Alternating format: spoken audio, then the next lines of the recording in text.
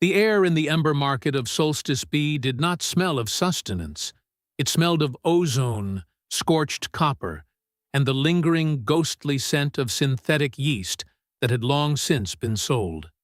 In the fringe, where the sun never set, but never truly shone, smells stayed trapped in the heavy, pressurized atmosphere like memories in a dying brain. It was 2 hours past the official shutdown of the ventilation cycles, yet the marketplace remained thick with the invisible residue of trade. Kareth sat in the deep shadow beneath a heavy titanium trestle table at the furthest edge of the habitation hub. Her back pressed against the vibrating metal wall of the station, the rhythmic thrum of the life support turbines vibrating through her spine. To anyone else, it was noise. To a Vulkur, it was a heartbeat. She held her daughters close, their gray skin blending into the charcoal shadows of the canvas drapes that hung to the floor on 3 sides. The wind outside the atmospheric shroud howled with a metallic shriek, pushing against the reinforced glass of the dome. 9 days. They had been running for 9 days since she had grabbed the emergency kit from behind the thermal coats, her pulse welder, a canteen of recycled water, and stepped out into the airlock at midnight without a sound. She had carried Miri for the first 4 kilometers, while Tala, only 9 years old, had kept watch with eyes that saw heat signatures better than any motion sensor. 3 sectors, no sanctuary, and no hand reached out from the darkness. Behind them, somewhere in the searing light of the dayside, Varkas would be coming. He did not follow out of grief or the ache of a broken home.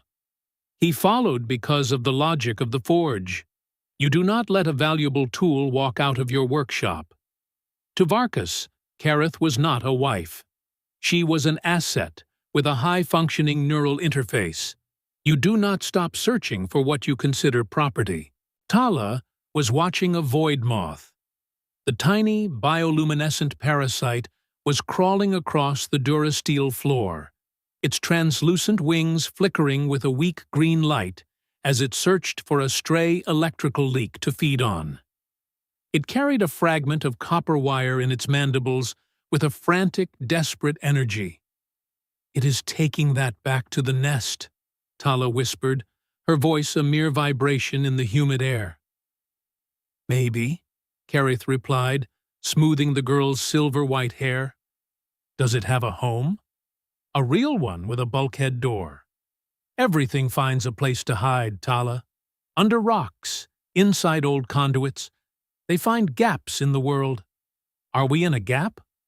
"We are right here," Kareth said, pulling the canvas tighter.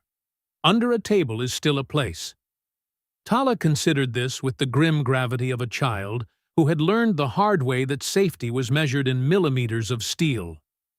She watched the moth disappear into a narrow ventilation slit. "He made it," she noted.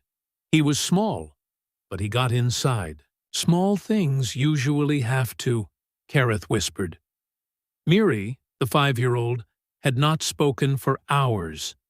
She sat on Kareth's other side, her thin arms wrapped around her knees, her eyes tracking the market square in a pattern that was terrifyingly systematic. She checked the north airload, then the east corridor, then the central fountain which stood dry and rusted, then back again. The cycle took exactly 8 seconds. She had been doing it since they crawled under the table. "Miri, you can stop scanning," Kareth said, her heart aching at the sight of such practiced fear. "I am not scanning," Miri lied, though her eyes did not stop moving. "You have checked the fountain 6 times in a minute. It is a broken fountain, Mama. Broken things are unpredictable." The sentence hit Kareth like a physical blow. It was a thought that belonged in the mind of a veteran scavenger, not a child who should be dreaming of the mythical blue skies of old Earth. Kareth's hand tightened on the girl's shoulder, feeling the sharp ridge of her collarbone. "Mommy!" Miri's voice was small, drifting upward like smoke. "Are you hungry?" Kareth asked, trying to deflect the coming question. Are you? I asked first. My center tank is making growly noises. Tummies are not angry, Miri. They are just loud when they are empty. Yours is loud too. I heard it when we were crossing the bridge. Kareth almost smiled. Almost. The ghost of a laugh flickered in her chest before being extinguished by the cold reality of their situation. Mommy? Miri asked again, her large brown eyes reflecting the dim emergency lights of the hub. Will we starve tomorrow? The air in the square seemed to grow colder, the smell of the yeast buns replaced by the sterile metallic scent of recycled oxygen. No, baby. I will not let that happen. But you didn't eat the nutrient bar today. You gave it to Tala. I am a Vulkur adult, Miri. My metabolic rate is lower than yours. I do not need much. Your heat signature says you are lying, Miri whispered. Tala was still watching the fountain, but her hands had tightened into fists on her knees. And Mommy, she said, her voice dropping to a jagged edge. If we go back to the dayside, will he hit the console again? Will he hit you? She said it the way she reported the atmospheric pressure. Direct. Without flinching. To Tala, violence was as predictable as the solar flares. Rain today. Cold tomorrow. Father hits. The sky is dark. Miri's hand shot out, covering her sister's mouth. Do not say that out here. Tala pushed the hand away, though not unkindly. Why? Because the sensors might pick it up. Because people hear? Miri hissed. So? Then they ask questions. What questions? The kind that make us go back to the forge. Kareth pulled them both closer, her arms forming a shield of flesh and bone against a world that saw them as scrap. We are fine, she whispered, the words slipping out before she could stop them. It was the same lie she had told the station medic when she showed up with a fractured rib, the same lie she had told the neighbors when the screaming stopped. It was a lie that was not taught, but absorbed, like radiation. Tala looked at her mother, 9 years old, and the look on her face said she had heard that sentence enough times to know exactly how much it cost to say it. Lyra saw them first because Lyra made it her mission to see everything.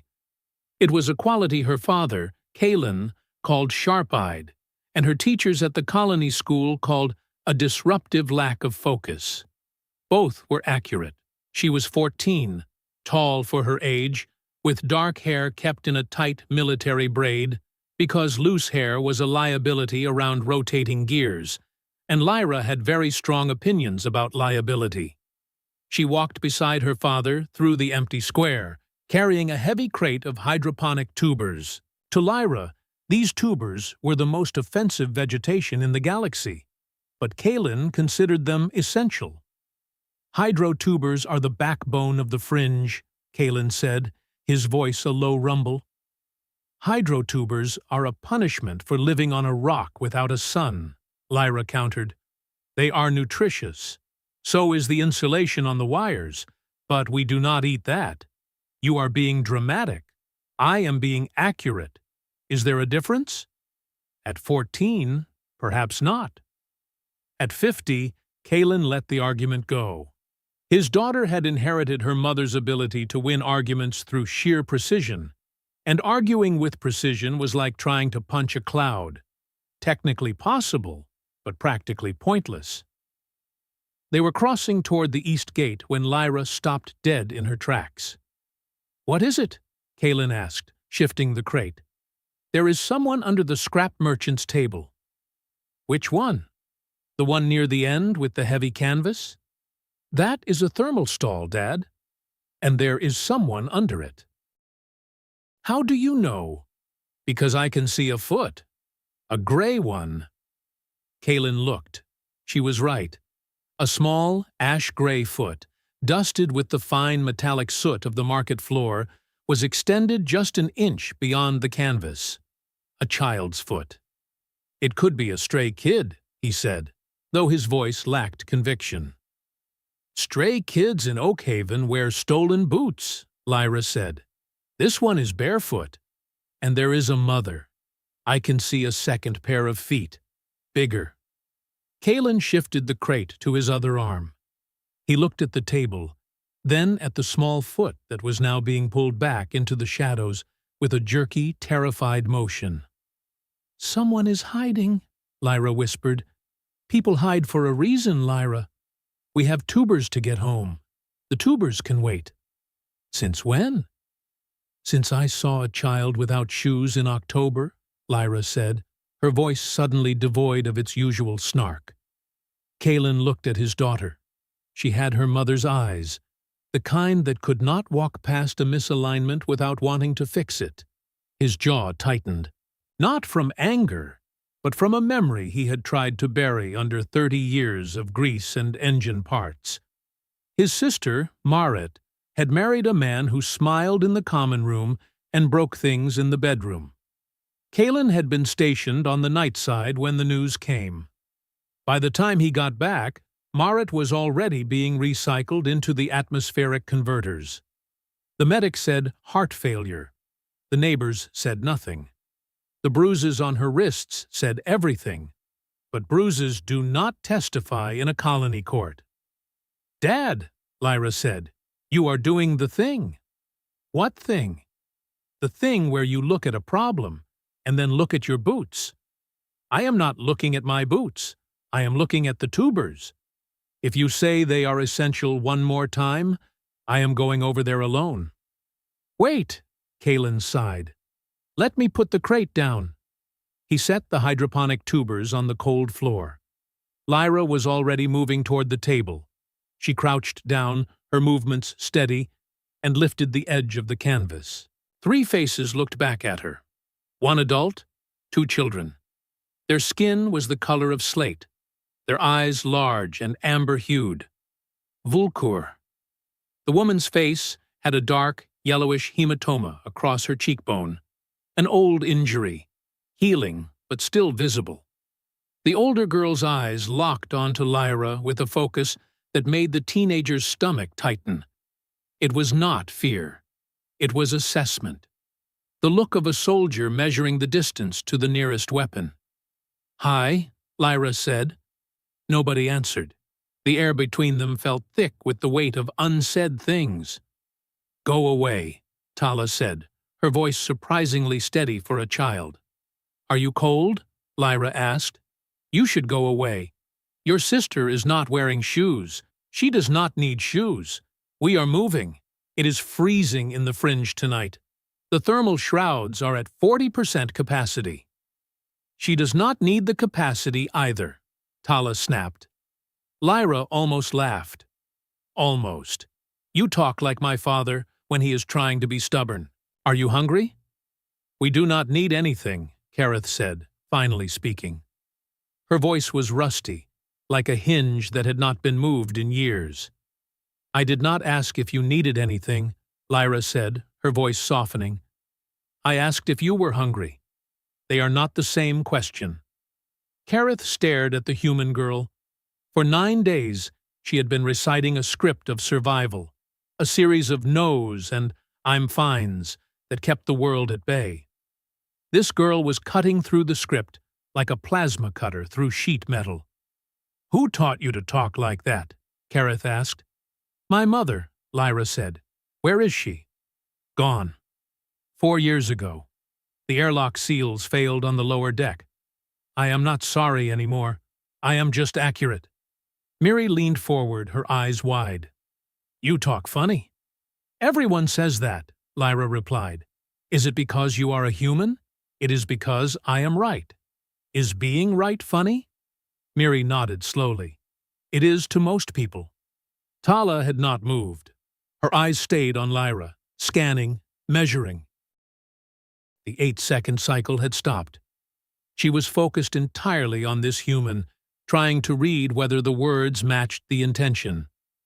"What do you want?" Tala asked. "My dad has tubers. We have a stove. And it is going to rain sulfur acid tonight." "How do you know it is going to rain?" "The clouds over the dayside are the wrong shade of orange."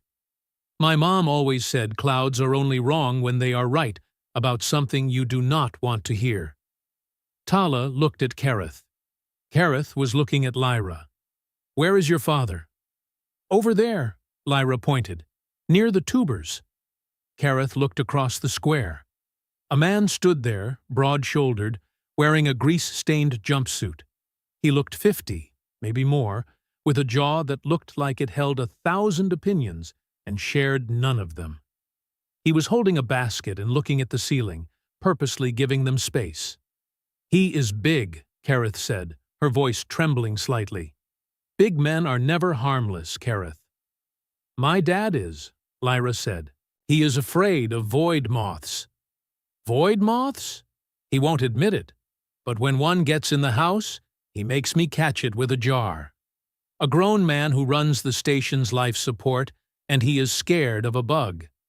But he can cook, and the stove works, and we have 2 extra bunks. Why? Because my dad has not figured out that keeping empty beds does not bring people back.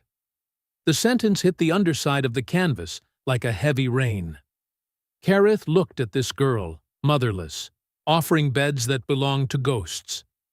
I cannot go to a man's house, Kareth whispered. It is my house too, Lyra said, standing up. And my beds, and my tubers. He will not come over here. He is bad at the part where you walk toward people who need help.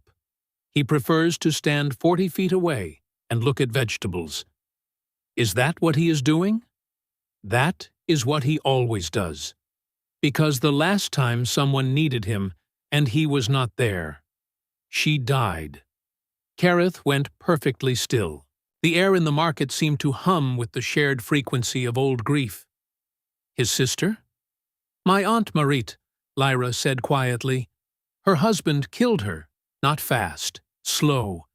The kind of slow that takes years. And my dad was buying supplies on the dayside when it happened. Why am I telling you this? Because you have a bruise on your face, and your daughter checks the perimeter every 8 seconds, and I am 14, not stupid. Miri tugged on Kareth's sleeve. Mommy? My feet are cold. Kareth looked at Miri's bare feet, the toes curled against the freezing metal. She looked at Tala, still scanning, still trying to decide if the world was safe enough to stop counting. She looked at the man by the fountain. He had not moved.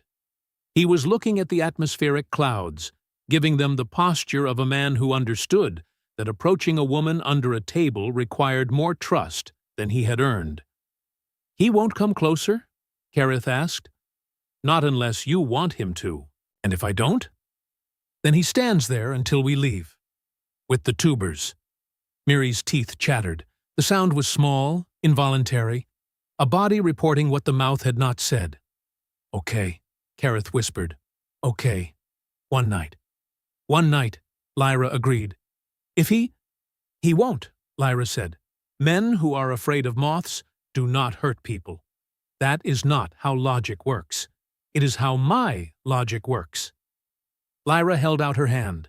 Miri took it immediately, the reflex of a 5-year-old who had not yet learned to fully distrust kindness. Tala watched the hand, watched her sister take it, and did not move. Tala, Kareth said, we are going. Where? Somewhere warm. For one night. And then we figure out the next thing.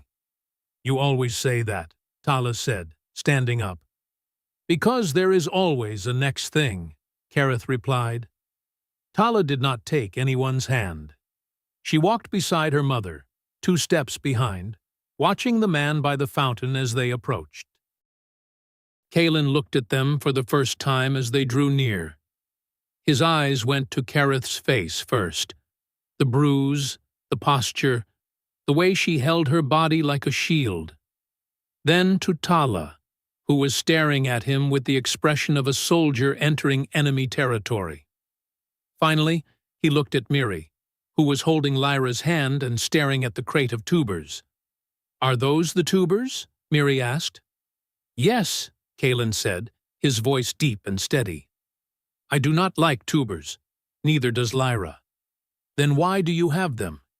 Because I am the only one in my house who eats them, and I keep hoping someone will change their mind. Has anyone? Not once in 14 years. That is a long time to hope about a vegetable, Miri said. It is, but tubers are patient. Miri looked up at Kareth. I like him, Mama. He talks about tubers like they are people. Kareth did not answer. She was looking at Kalen's hands. They were resting at his sides, visible, open. The hands of a man who was making a point of not making fists. One night, she said, her voice a challenge. As long as you want, Kalen replied. One night, she repeated. Understood. Lyra was already walking toward the east gate, Miri's hand still in hers. Tala followed, her eyes on Kalen, counting his steps as he fell in behind them. He maintained exactly the distance a man maintains when he knows that closeness must be earned, and that earning takes longer than a walk across a square. The market square emptied behind them. The canvas trestle table flapped once in the sulphurous wind. The void moth, wherever it had gone, had found its gap in the world. Kalen's home did not smell like the market. It smelled of wood smoke, recycled oil, and a sharp, pleasant scent Lyra called peppermint, though Kareth had no frame of reference for the word. The house was a modest modular unit bolted to the side of the Oakhaven caldera, its windows thick and triple-paned against the fringe winds. Inside, a large iron-bellied stove sat in the corner of the main room, radiating a heat so intense it felt like a physical weight. Miri walked straight to it. She sat on the floor, her gray palms out, her fingers spread wide to absorb the warmth the way parched ground absorbs rain. She sat there without reservation, her eyes closing as the cold finally retreated from her bones. She found the thermal source, Lyra noted, setting the tubers on a metal counter. She is smart, Kalen said, hanging his heavy coat on a rack. She is cold, Lyra corrected. Those are not different things.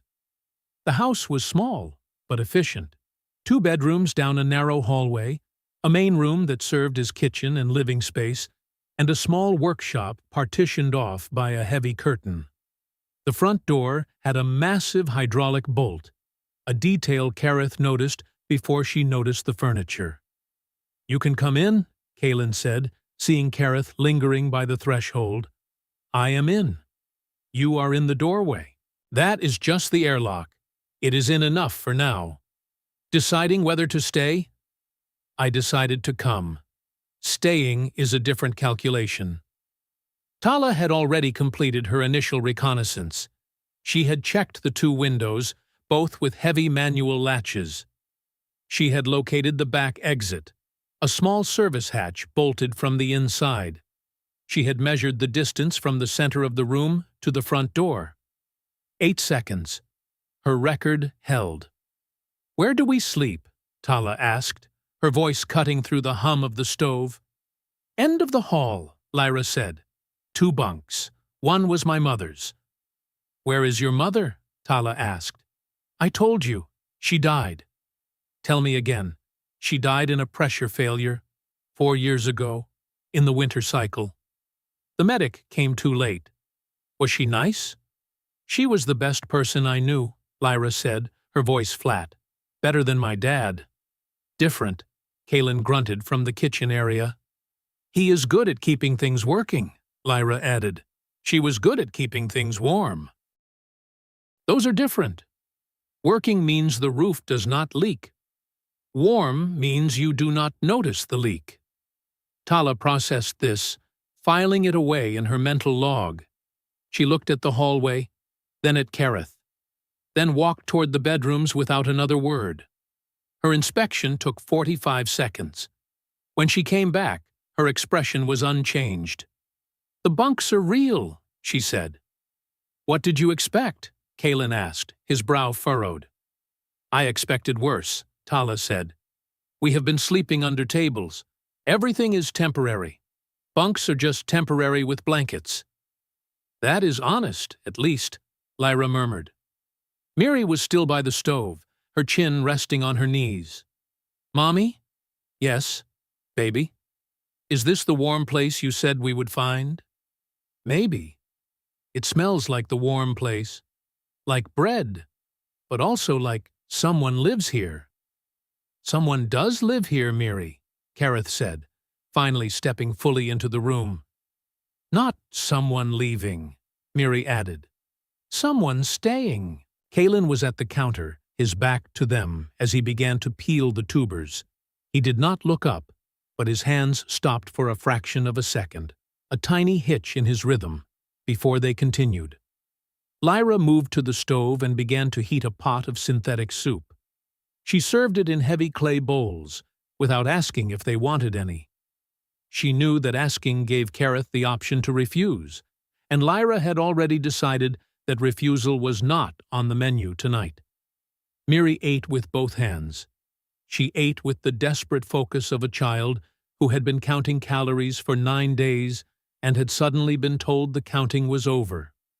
She made small, quiet sounds of relief with every swallow, sounds she didn't even know she was making. Tala ate slowly. She watched Kalen between bites, tracking the movement of his knife, the way he shifted his weight, the way he looked at the door when the wind surged. You cook? Tala asked him. I survive, Kalen replied. Is there a difference? You tell me, kid. Does your soup always taste like this?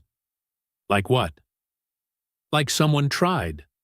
But not very hard, Tala said. Kalen actually let out a short, dry bark of a laugh. Would trying harder help? Would listening to Lyra about the tubers help? Nightfall in the fringe came with a particular kind of darkness, not the absence of light, but the presence of a deep, violet gloom that seemed to soak into the walls. The stove light threw long, flickering shadows that stretched across the Durasteel floor. Miri lay on the bunk that had been Lyra's mother's, her hands running back and forth across the thick wool blanket. Mommy? Yes? Miri? Is a bed always this soft? Beds are soft, baby. That is what they are for. Ours was not. Ours was a thermal mat on the floor. Was that a bed? It was what we had. This is different. Can I lie all the way down? You can lie however you want. Miri stretched out flat, her arms wide, her legs straight, taking up the entire bunk with the sudden extravagance of a child who had discovered that space was no longer a luxury. Mommy, I am lying down. I see that, Miri. I forgot what this felt like. Kareth sat on the edge of the second bunk. She did not lie down. She sat the way she had sat for 9 nights, upright, tense, her body refusing to believe that horizontal was a safe orientation. Tala noticed immediately. She was standing in the doorway, her arms crossed. You should lie down too, Tala said. I am fine sitting. You always sit. You are watching the door. I am resting, Tala. Resting people close their eyes, Tala countered. Are you afraid? I am always afraid, Tala. Then we are the same. We are not the same. You are the child. I am the mother. Moms are afraid too? Always. Then who isn't? Your sister. She is asleep. She is 5. 5 does not know about the forge yet. Maybe that is better. Maybe. But it won't last. Kareth looked at her daughter. 9 years old, and she had the expression of a person who had been an adult for 20 years and was simply tired of the wait. Fine, Kareth said. She lay back on the bunk. The mattress caught her body with a soft, firm embrace. Close your eyes, Tala ordered. They are closed. They are not. I can see your pulse in your neck. Mine work better in the dark, Kareth whispered. That is a Vulkur trait.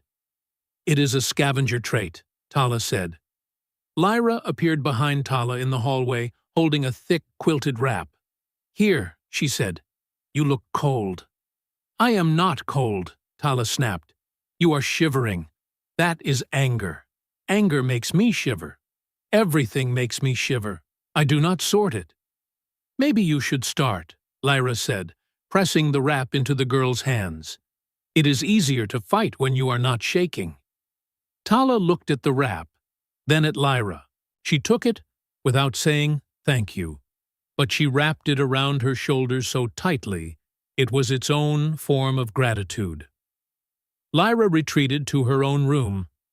Kalen remained in the main room, sitting by the stove with a cup of recycled coffee he wasn't drinking. He heard the girls settle. He heard the rhythmic creak of the bunks as they found their positions. He heard Miri make a small, happy sound as she burrowed deeper into the wool. He sat there for a long time, listening to his house hold 4 people instead of 2. Something in the sound of it, the breathing, the rustle of fabric, the sheer weight of bodies in beds, felt like a word he had forgotten and was only now beginning to relearn. Tala lay awake long after the others had fallen into the deep, heavy sleep of the exhausted. She stared at the ceiling. It was solid. No cracks. No stains from a leak that nobody bothered to fix. It was a stranger's ceiling. A stranger's bed. She still wore the wrap Lyra had given her. It smelled like peppermint and old metal. She knew these walls. Not these specific ones, but walls like them. Walls that felt like a sanctuary on the first night and became a cage by the third. She had already memorized the route to the front door in total darkness. She knew exactly which floorboards creaked. In the morning, this would still be someone else's house. And somewhere in the dayside, there was a forge that was hers. Tala did not sleep. She watched the shadows move across the ceiling, counting the seconds until the next ventilation cycle. She was 9 years old, and she knew that safety was not a place. It was just the time between 2 dangers. But as the stove hummed and the house stayed warm, for the first time in 9 days, she didn't feel the need to count the exits twice. She only counted them once. It was a start. The first morning at Oakhaven did not begin with a sunrise. On Solstice B, the sun was a fixed, blistering eye on the other side of the planet. Its light filtered into the fringe as a perpetual, bruised lavender. Morning was defined by the sound of the station's massive air scrubbers cycling from their low-power night mode to the high-pressure roar of the working day. The house vibrated, a deep, sub-audible hum that shook the dust off the shelves and rattled the clay bowls in the kitchen. Kareth was awake long before the cycle changed. She had spent the night suspended in a state that was not quite sleep and not quite vigil. Every time her breathing deepened, her mind would snap back to the image of a brown horse standing by a hitching post in the dayside heat. She could almost feel the phantom weight of a heavy hand on her shoulder, a reminder that some ghosts carried physical mass. She sat up in the bunk, her movements fluid and silent. Beside her, Miri was a small, warm knot under the wool blankets, her breath puffing out in tiny, rhythmic clouds. The floor was cold against Kareth's bare feet as she moved toward the main room. She expected to be the only one awake, but the smell of scorched caffeine and ozone told a different story. Kalen was sitting at the small metal table, a tablet glowing blue against his weathered face. He didn't look up when she entered, but he tapped the screen to dim the brightness. "Your eldest is already by the door," Kalen said, his voice a gravelly rasp. Kareth looked. Tala was crouched by the hydraulic bolt of the front entrance, her silver hair catching the dim light. She wasn't trying to open it. She was just sitting there, her eyes fixed on the small status light of the lock. "Tala," Kareth whispered. "Come away from there." "It is green," Tala said without turning. "Green means the magnetic seal is active. If it turns amber, there is a bypass. If it turns red, the atmospheric shroud is failing." Tala, come sit, Kareth repeated, her voice firmer this time. The girl stood up, her movements stiff. She walked to the table but did not sit. She stood with her back to the wall, a position that offered a clear line of sight to both the kitchen and the hallway. She looked like a bird waiting for a predator to blink. You scan the grid every morning? Kaelin asked, finally looking at the girl. I check the vitals, Tala replied. If you do not know the status of the seals, you are just waiting to be scrap-heaped. Kaelin grunted, a sound that might have been amusement or begrudging respect. Fair point. But the seals on this unit are reinforced titanium. It would take a localized solar flare to pop them. You can throttle down, kid. We are not redlining today. Tala didn't answer. She didn't know what throttle down meant in a human context, but she understood the tone. It was the tone of a man who believed his walls were thick enough to keep the world out. She knew better. Walls were just delayed failures. Lyra emerged from her room a few minutes later, her hair already braided with surgical precision. She looked at the silent trio at the table and sighed. The atmospheric scrubbers are making that whistling sound again, Dad. Sector 4 has a pressure leak. I know, Kaelin said. I will head down to the hub after breakfast. The sensors say it is a small one, but you know how the fringe is. A small leak is just a big leak that hasn't found its rhythm yet. Lyra turned her attention to Kareth. There is a basin in the corner with recycled water. It is filtered 3 times, so it does not taste like a machine's spit, but it is still heavy on the minerals. Use the blue cloth. The gray one is for the grease. Thank you, Kareth said. We do not have a lot of food left until the next supply drop, but there is enough protein paste and some dried lichen bread. It is not exactly a feast, but it will keep your engine running. Kareth moved to the basin, her hands shaking slightly as she splashed the cool water on her face. The gray skin of her cheeks felt tight. The bruise from Varkus's ring now a dull, fading yellow. She looked at herself in the small, cracked mirror above the basin. She saw a woman who had spent 4 years disappearing, one piece at a time, until there was nothing left but a series of tactical retreats. I need to work, Kareth said, turning back to the room. Kaelin paused with a piece of lichen bread halfway to his mouth. What? I cannot sit here. I do not stay in places where I am a debt. I need to pay for the space we are taking. I told you, it is not a debt, Kaelin said. Everything is a debt, Kareth countered, her voice sharpening. In the day side, I paid in silence. In the night side, I paid in fear. Here, I will pay in labor. I am a welder. I can calibrate pulse links. I can fix anything that runs on a thermal core. Kaelin looked at her, really looked at her, seeing the way her fingers twitched with the phantom memory of a tool. He looked at Lyra, who was leaning against the counter with an expression that said, I told you so. The station has a lot of junk, Kaelin admitted.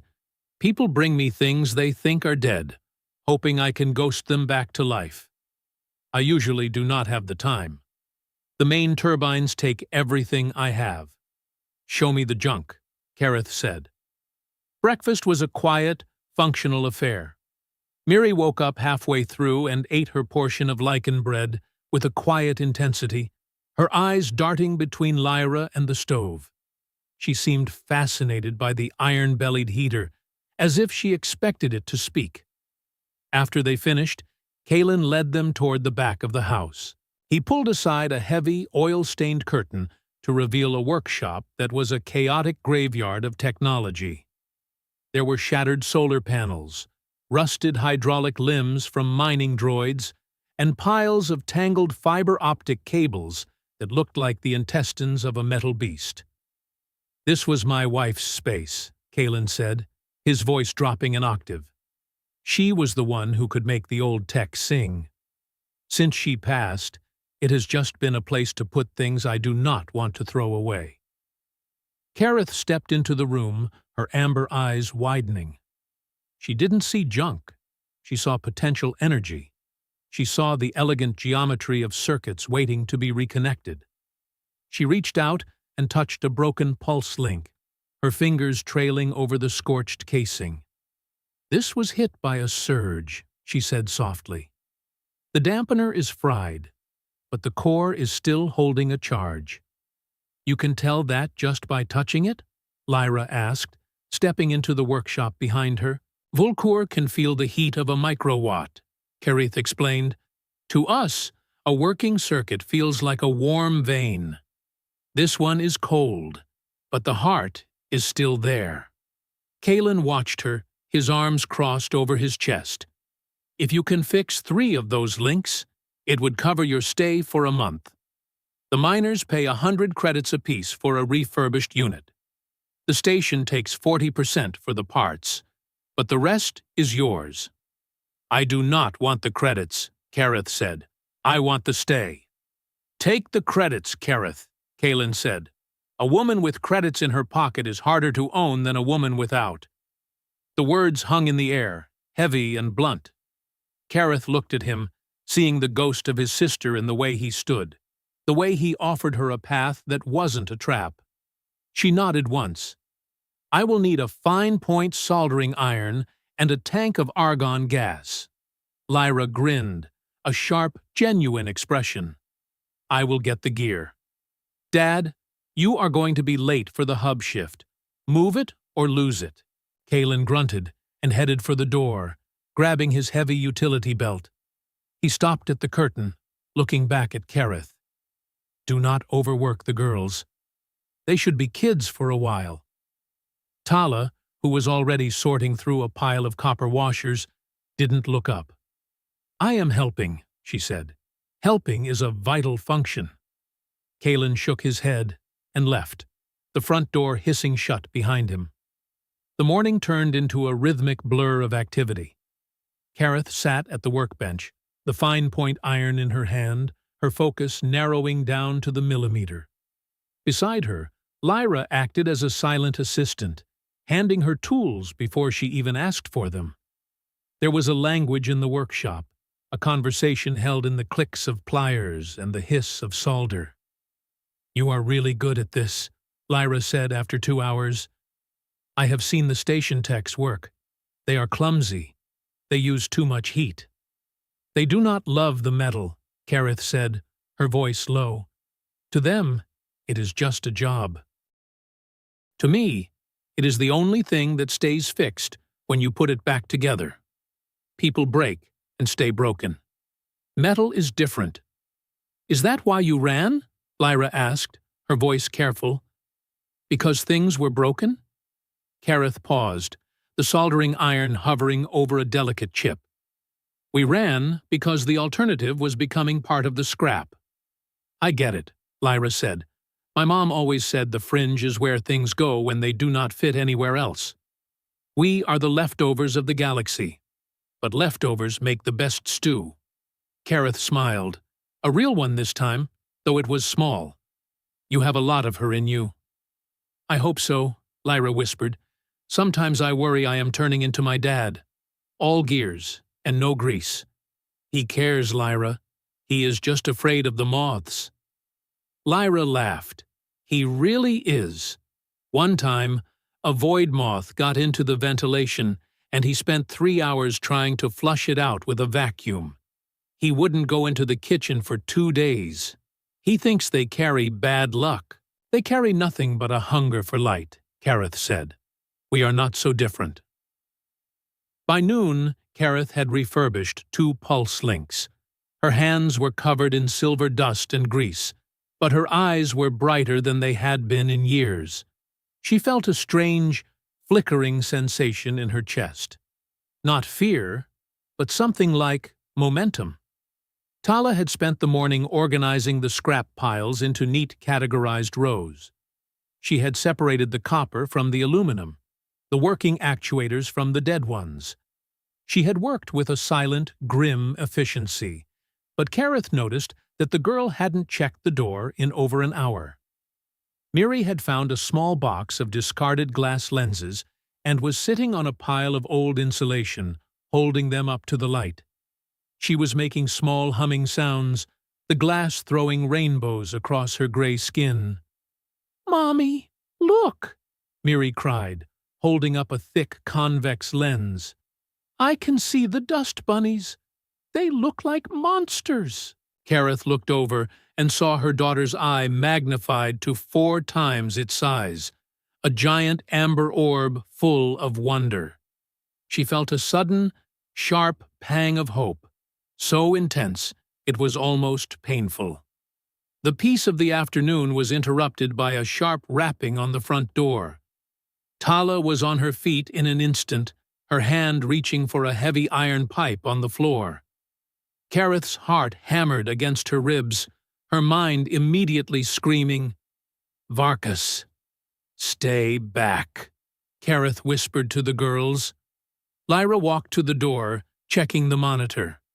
"It is just Mrs. Howd," she said, her voice bored. "She is probably here about her boot." Lyra hit the bypass, and the door hissed open.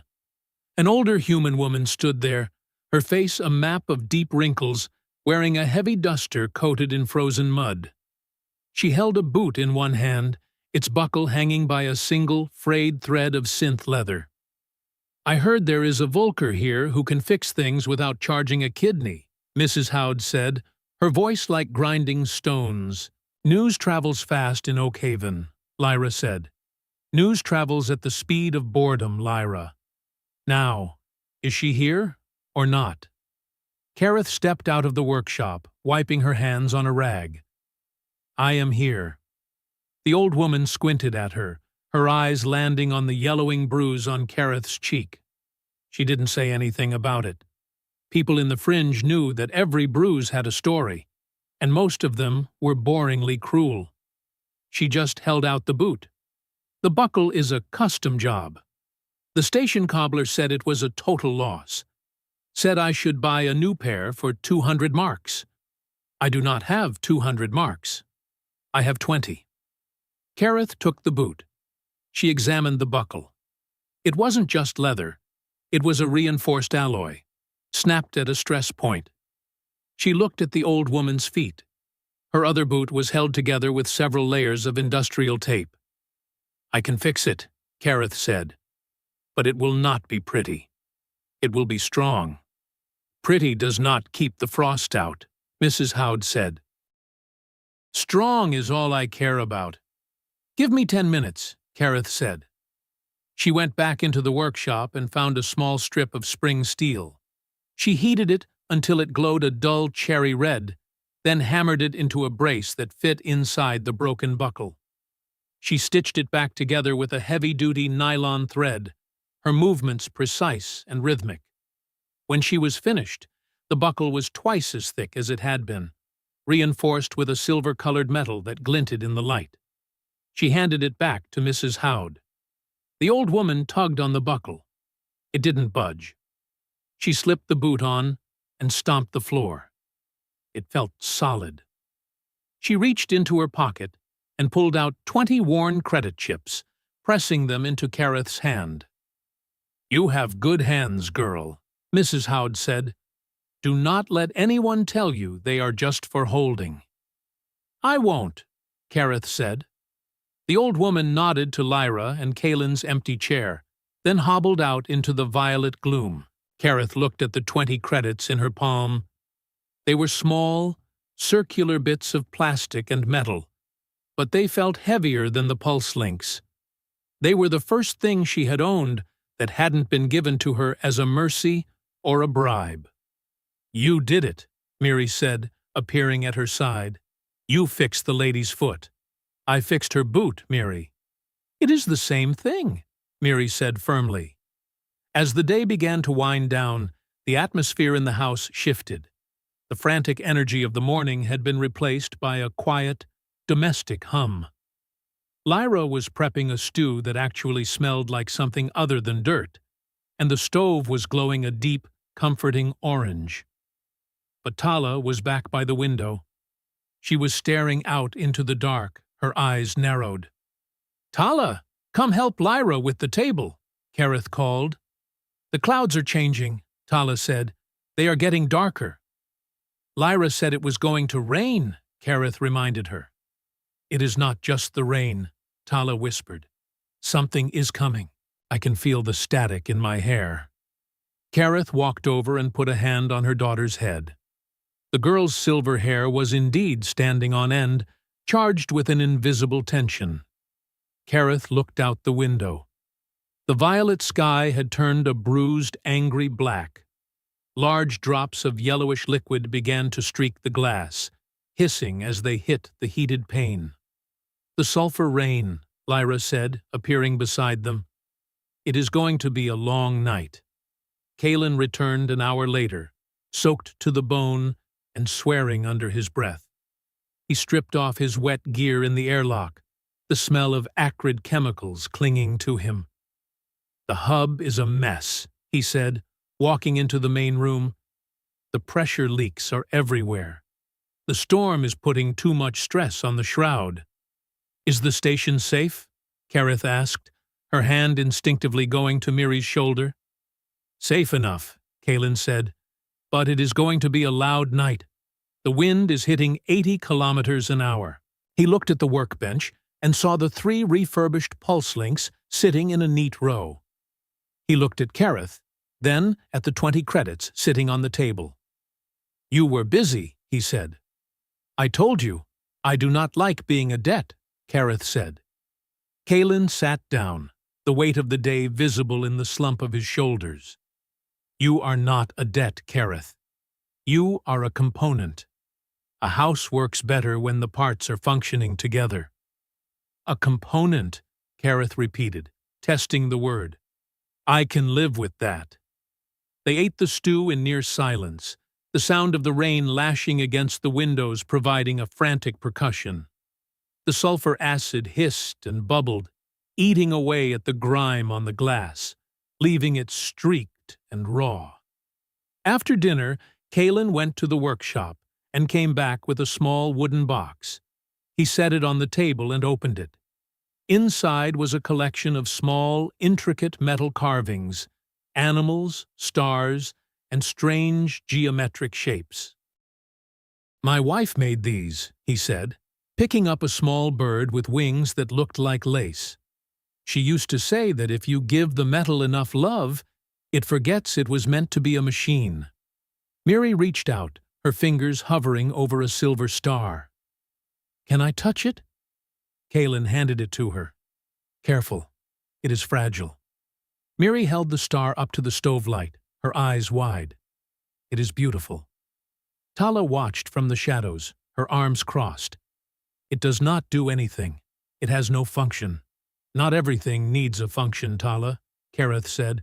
"Some things are just meant to be." Tala grunted, but she didn't look away from the star.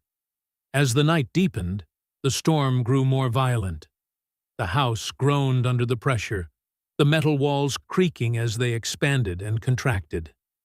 Kalen sat by the stove, his eyes fixed on the fire. Kareth sat on the edge of her bunk, watching her daughters. Miri fell asleep quickly, the silver star still clutched in her hand, but Tala stayed awake, her eyes fixed on the door. "Go to sleep, Tala," Kareth whispered. "I am watching the lock," the girl replied. "The lock is fine. Kalen said it was reinforced. Kalen is afraid of moths, Mommy. He does not know what is really outside." Kareth lay back, pulling the blanket up to her chin. She listened to the rain, the wind, and the steady, rhythmic breathing of her daughters. She thought about the 20 credits, the fixed boot, and the man who was afraid of insects. She thought about Varkas, somewhere out there in the dayside, waiting for the storm to break. He would come. She knew he would. But for the first time in 4 years, she didn't feel like a piece of property waiting to be claimed. She felt like a pulse link, fried by the surge, cold and broken, but with a heart that was starting to hold a charge. She closed her eyes and let the hum of the station carry her into a dark, dreamless sleep. 3 weeks had passed since the sulfur storm, and the internal schematics of the household had begun to align into a new, albeit fragile, rhythm. The house no longer felt like a temporary shelter. It felt like a functional unit. Kareth's presence in the workshop had transformed the chaotic graveyard of junk into a small, thriving business. The word had spread through Oakhaven that the woman with the gray skin could ghost a dead engine for half the price of the station techs. Every morning, Kareth followed the same routine. She would wake with the air scrubbers, wash her face in the mineral-heavy water, and head straight to the workbench. She found peace in the logic of the machines. A circuit did not lie. A motor did not hit you because it had a bad shift on the day side. If something was broken, there was always a reason, and if you followed the wires far enough, you could find it. Today, she was working on a heavy-duty mining drill. Its core was clogged with silicon dust, and the neural interface was spitting out static. It was a delicate job, requiring her to reach into the very heart of the machine with her pulse welder. "Keep your sensors clean on this one, Kareth," Lyra said, leaning over her shoulder. "That capacitor is rated for 2,000 volts. If you short-circuit it, you will turn into a human torch." "I am not human, Lyra," Kareth reminded her, her voice steady. "And I can feel the voltage. It is humming at a low frequency. It is not ready to pop yet." Lyra whistled. "I still do not get how you do that. To me, it just looks like a bunch of angry metal." "It is a conversation, Lyra. You just have to learn the dialect." Kareth made a tiny, precise weld, and the drill core gave a soft, melodic chime. The status light turned a steady, calm blue. "There," Kareth said, sitting back. "It is breathing again." "You are a wizard," Lyra laughed. "Seriously, Dad is going to lose his mind when he sees you fix this." The mining guild was going to scrap it today. "Tell them it will cost them 500 credits, Kareth said. 300 for the station, 200 for us." "Us?" Lyra asked, her eyebrows shooting up. "We are a team, aren't we? You handed me the thermal paste 3 seconds before I needed it." Lyra beamed, a rare look of pure pride on her face. "Yeah, I guess we are." Tala was in the corner of the workshop, stripping the insulation off a pile of discarded cables. She had become Kareth's unofficial quartermaster, ensuring that every screw and washer was accounted for. She worked with the same grim intensity she applied to everything, but her 8-second scan had stretched into something much longer. She only checked the door every 20 minutes now. "Mommy?" Miri called from the main room. "Yes, Miri? The Buom is back." Kareth and Lyra exchanged a look. "Void moth." Kalen's voice erupted from the kitchen. "Lyra, get the jar! It is on the light fixture." Kareth walked out of the workshop to see Kalen backed up against the far wall, his face pale, pointing a trembling finger at a small, pulsing green light hovering near the ceiling. The moth was beautiful in a terrifying way, its wings translucent and shimmering with a sickly bioluminescence. "It is just a bug, Dad," Lyra shouted, grabbing a glass jar from the counter. "It is a flying short circuit," Kalen yelled. "Look at it. It is looking for my neural ports." Kareth watched the moth. It wasn't looking for Kalen. It was drawn to the heat of the stove. It hovered in the air, its wings vibrating with a high-pitched hum that sounded like a distant radio. "Wait," Kareth said, stepping forward. "Kareth, get back," Kalen warned. "Those things can discharge 100 milliamps if they get agitated." "I know," Kareth said softly. She held out her hand, palm up. She focused on the heat of her own body, dampening her internal thermal signature until her hand was the warmest thing in the room. The moth paused, its antennae twitching. It drifted toward her, its green light reflecting in her amber eyes. "What is she doing?" Kalen whispered, his voice full of awe and terror. "She is talking to it," Miri said, clutched in the folds of Kareth's skirt. The moth landed on Kareth's palm. It felt like a tiny, vibrating ember. She could feel its frantic heart, the buzzing energy of its life force. It wasn't a monster. It was just a small, hungry thing lost in a world of cold metal. "It is cold," Kareth said. "It is just looking for a hearth." She walked slowly to the door, hit the bypass, and stepped out into the airlock. She opened the outer vent just an inch and blew gently on the moth. The creature took flight, a streak of green light disappearing into the violet gloom of the station's corridors. She stepped back inside and sealed the door. You just touched it," Kalen said, his voice shaky. "It didn't want to hurt you, Kalen. It was just glitched out by the cold."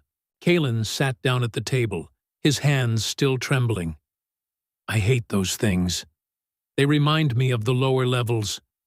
When the power goes out, the only thing you see are those green wings. It means you are alone in the dark."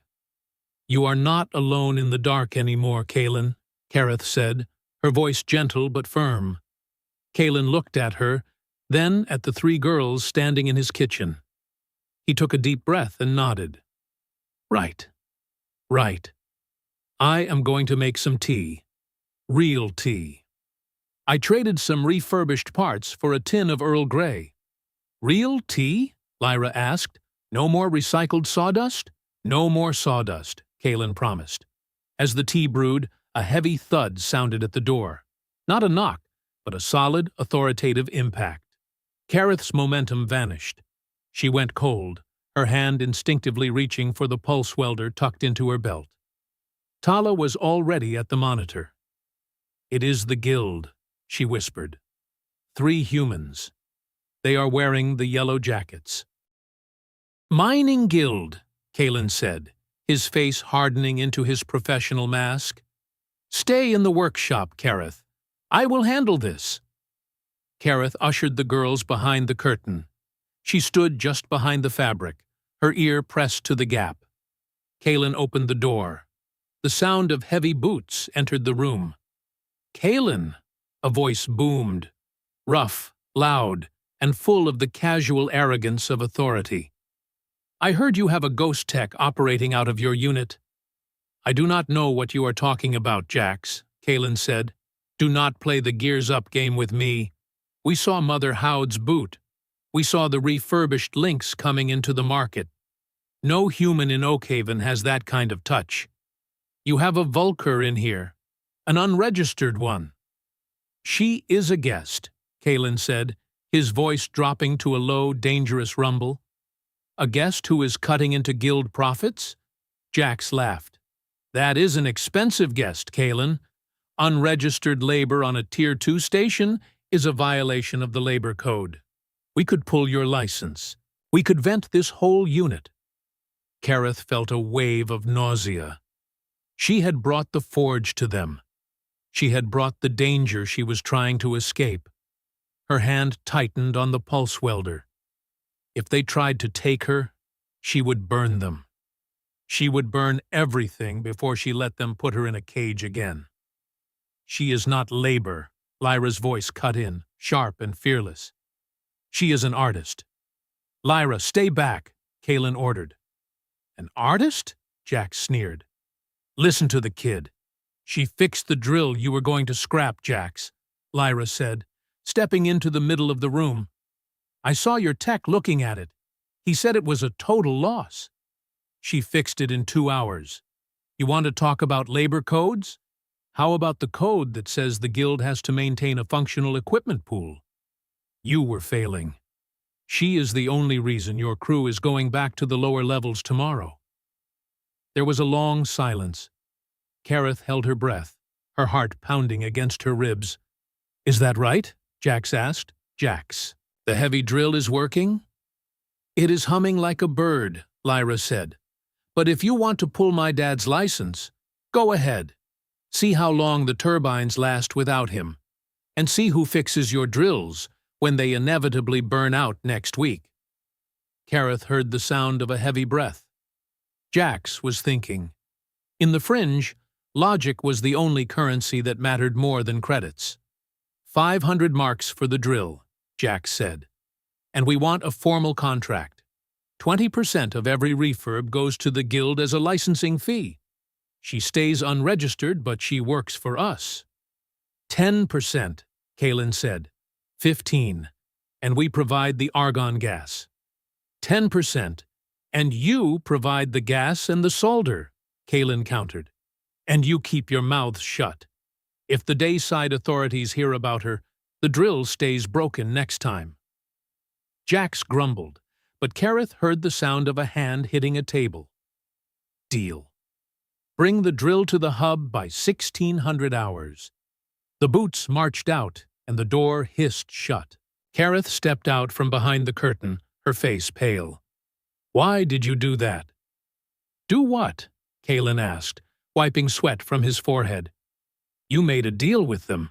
You tied yourself to me. If the Dayside finds me, they will come for you too. They were already coming for us, Kareth, Kaelin said. In the fringe, you are either a part of the machine or you are the scrap. I just made sure we are the ones holding the wrench. But the credits... Keep the credits, Kaelin said. Like I said, a woman with money is harder to own. And besides, Lyra was right. You are the only thing keeping this station from falling apart. Kareth looked at Lyra, who was grinning like a wolf. You were brave, Lyra. I was accurate, Lyra said, echoing her mother's words. They needed us. That is the only power you ever really have. Making sure people need you. Kareth sat down at the table, her legs feeling like water. She looked at her hands, the gray skin stained with grease and pride. For the first time, she understood the geometry of this place. It wasn't about being safe. There was no such thing as safe. It was about being essential. Miri climbed into her lap, her small arms wrapping around Kareth's neck. Mommy? Yes, baby? Are we still fine? No, Miri, Kareth said, pulling the girl close. We are working. The afternoon passed in a state of hyper-focused labor. Kareth finished 3 more links, her mind racing with the implications of the guild contract. She had a role now, a function. She wasn't a shadow under a table. She was Kareth, the ghost tech of Oakhaven. As the air scrubbers began their evening cycle, Kaelin approached her in the workshop. He was holding a small silver object. I found this in the lower levels today, he said. It was stuck in a cooling fan. He handed it to her. It was a small metal carving of a moth, its wings delicate and laced with intricate patterns. It wasn't one of his wife's carvings. It was older, smoother. It is beautiful, Kareth said. I thought, maybe it doesn't have to be a flying short circuit, Kaelin said, his voice awkward. Maybe it can just be a thing that is. He set it on the workbench next to her tools. Kareth looked at the metal moth, then at the man who was still afraid of the real ones.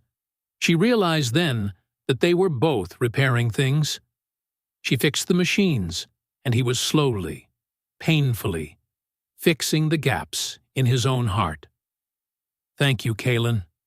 Don't thank me. Just don't let Lyra see me looking at it. I have a reputation to maintain. The night arrived, violet and quiet. There was no sulfur rain this time, just the steady, comforting thrum of the station. Kareth lay in her bunk, Miri asleep beside her. Tala was in the other bunk, her eyes finally closed. The girl hadn't checked the door once since the guild left. Kareth reached out and touched the wall of the unit. She felt the vibration of the turbines, the heartbeat of the station. She thought about Varkas. He was out there, she knew. He was a hunter, and hunters did not give up on valuable property. But she wasn't property anymore. She was a component. She was essential. And she had a house that was starting to feel like a choice. She fell asleep to the sound of the iron-bellied stove, the warmth radiating through the walls, a promise that for tonight, at least, the light was hers to keep. The internal atmosphere of the Oakhaven caldera was never truly still. It was a pressurized soup of recycled breaths, the distant groaning of tectonic plates shifting under the weight of the nightside ice, and the constant, rhythmic heartbeat of the primary turbines. To Kareth, the house had become a second skin, a protective layer of titanium and shared history that shielded her from the blistering silence of the dayside. 34 years of life had taught her that silence was usually a precursor to a strike. In the forge where Varkas ruled, silence meant he was calculating the cost of your failure. But in Kalen's workshop, the silence was different. It was the silence of a well-oiled machine, the quiet of people who didn't need to fill the air with noise to prove they were still there. Kareth sat at the workbench, her fingers dancing over the exposed circuitry of a cryopump that had been dragged in by a desperate scavenger from the fringe's outer rim. The pump was a relic, a piece of pre-collapse tech that shouldn't have been functioning at all. It was choked with frost rot and pitted with micro-fissures from solar radiation. "This thing is total junk out," Lyra remarked, leaning against the door frame. She was tossing a small copper nut into the air and catching it with a practiced flick of her wrist. The guy who brought it in looked like he'd been eating void dust for a week. He probably found it in a scrap heap near the thermal equator. "It is not junk, Lyra," Kareth said softly. Her eyes narrowed as she adjusted the magnification on her visor. "It is just tired. The secondary coolant loops are locked, but the primary core is still pulsing. It is trying to work. It just needs someone to clear the line." Lyra hopped onto a stool, her expression shifting from skepticism to curiosity. "You always talk about machines like they have feelings. My dad says they are just logic gates and copper. If they glitch, you swap the cells. If they burn out, you scrap them." "Your father is a systems engineer," Kareth said, making a delicate incision in the insulation. "He sees the whole station. He sees the army of gears. I see the individual. If this pump dies, that scavenger doesn't have a way to keep his oxygen scrubbers from overheating. This little piece of metal is his entire world." Lyra went quiet, the copper nut staying still in her palm. "That is a heavy load for a rusted pump. Everything carries a load, Lyra. Some of us are just better at hiding the strain." The curtain to the workshop rustled as Kalen entered. He looked older today, the lines around his eyes etched deeper by a double shift in the sump, the lowest, most dangerous level of the station where the heat sinks met the bedrock. He smelled of industrial coolant and old sweat. "The mining guild is happy," Kalen said, dropping a heavy bag of credit chips onto the table. "They said the drills you ghosted last week are cutting through the basalt like it is soft wax. Jax sent a bonus, 50 extra marks for the quick turnaround." "Keep them," Kareth said without looking up. "Put them in the communal fund." Kalen pulled up a chair, the heavy durasteel groaning under his weight. "We have enough for the fund, Kareth. This is yours. Buy the girls something, or buy yourself a better welder. That one you are using is a total clunker." "It works," she replied. Kalen sighed, a long, weary sound. "You are as stubborn as a mulebot, you know that? You have been here 3 weeks, and you still act like you are waiting for the eviction notice. I am being realistic, Kalen. In the fringe, guests are like oxygen. Eventually, the supply runs out. Is that what you think this is? A supply run?" Kareth finally set down her iron and looked at him. The amber in her eyes seemed to glow in the dim light of the workshop. "I think you are a kind man who is afraid of moths. I think you are helping us because you are trying to balance a ledger that was closed a long time ago. But kindness has a shelf life when the dayside comes knocking. Kalen's jaw tightened. He didn't look away. He reached into his pocket and pulled out a small, rectangular object. A legacy drive, its casing scarred and faded. It was the kind of data storage used before the Great Collapse, nearly impossible to read without a specialized terminal. I told you about my sister, Marit, Kalen said, his voice dropping to a low, jagged vibration. Kareth nodded. You said her husband was a monster. He wasn't just a monster, Kareth. He was a high coder for the orbital arrays. He was a man of logic and prestige. Everyone in the colony loved him. He was the one who kept the lights on. And because he was essential, nobody wanted to see what he was doing when the lights were off. Kalen tapped the legacy drive against the table. I found this in her things after she was recycled. It wasn't photos or letters. It was a log. A detailed, technical log of every time he reconfigured her. That was the word he used, like she was a piece of software he could just format whenever she didn't run the way he wanted. Kareth felt a cold shiver run down her spine. The terminology of the dayside was always so clean, so sterile, even when it was describing something foul. He didn't just hit her, Kareth. He broke her mind. He used neural shunts to suppress her personality. He turned her into a component. And I was 2 light years away on a maintenance freighter, thinking she was fine because her messages were always so accurate, so precise. Kalen looked at the drive, his thumb tracing the worn edges.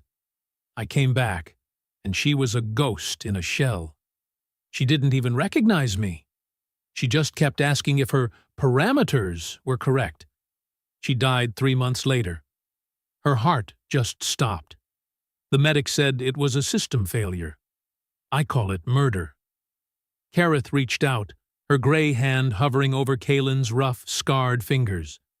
She didn't touch him, not yet. But the intent was there. I spent years hating myself for not being there, Kalen whispered, for being offline when the surge happened.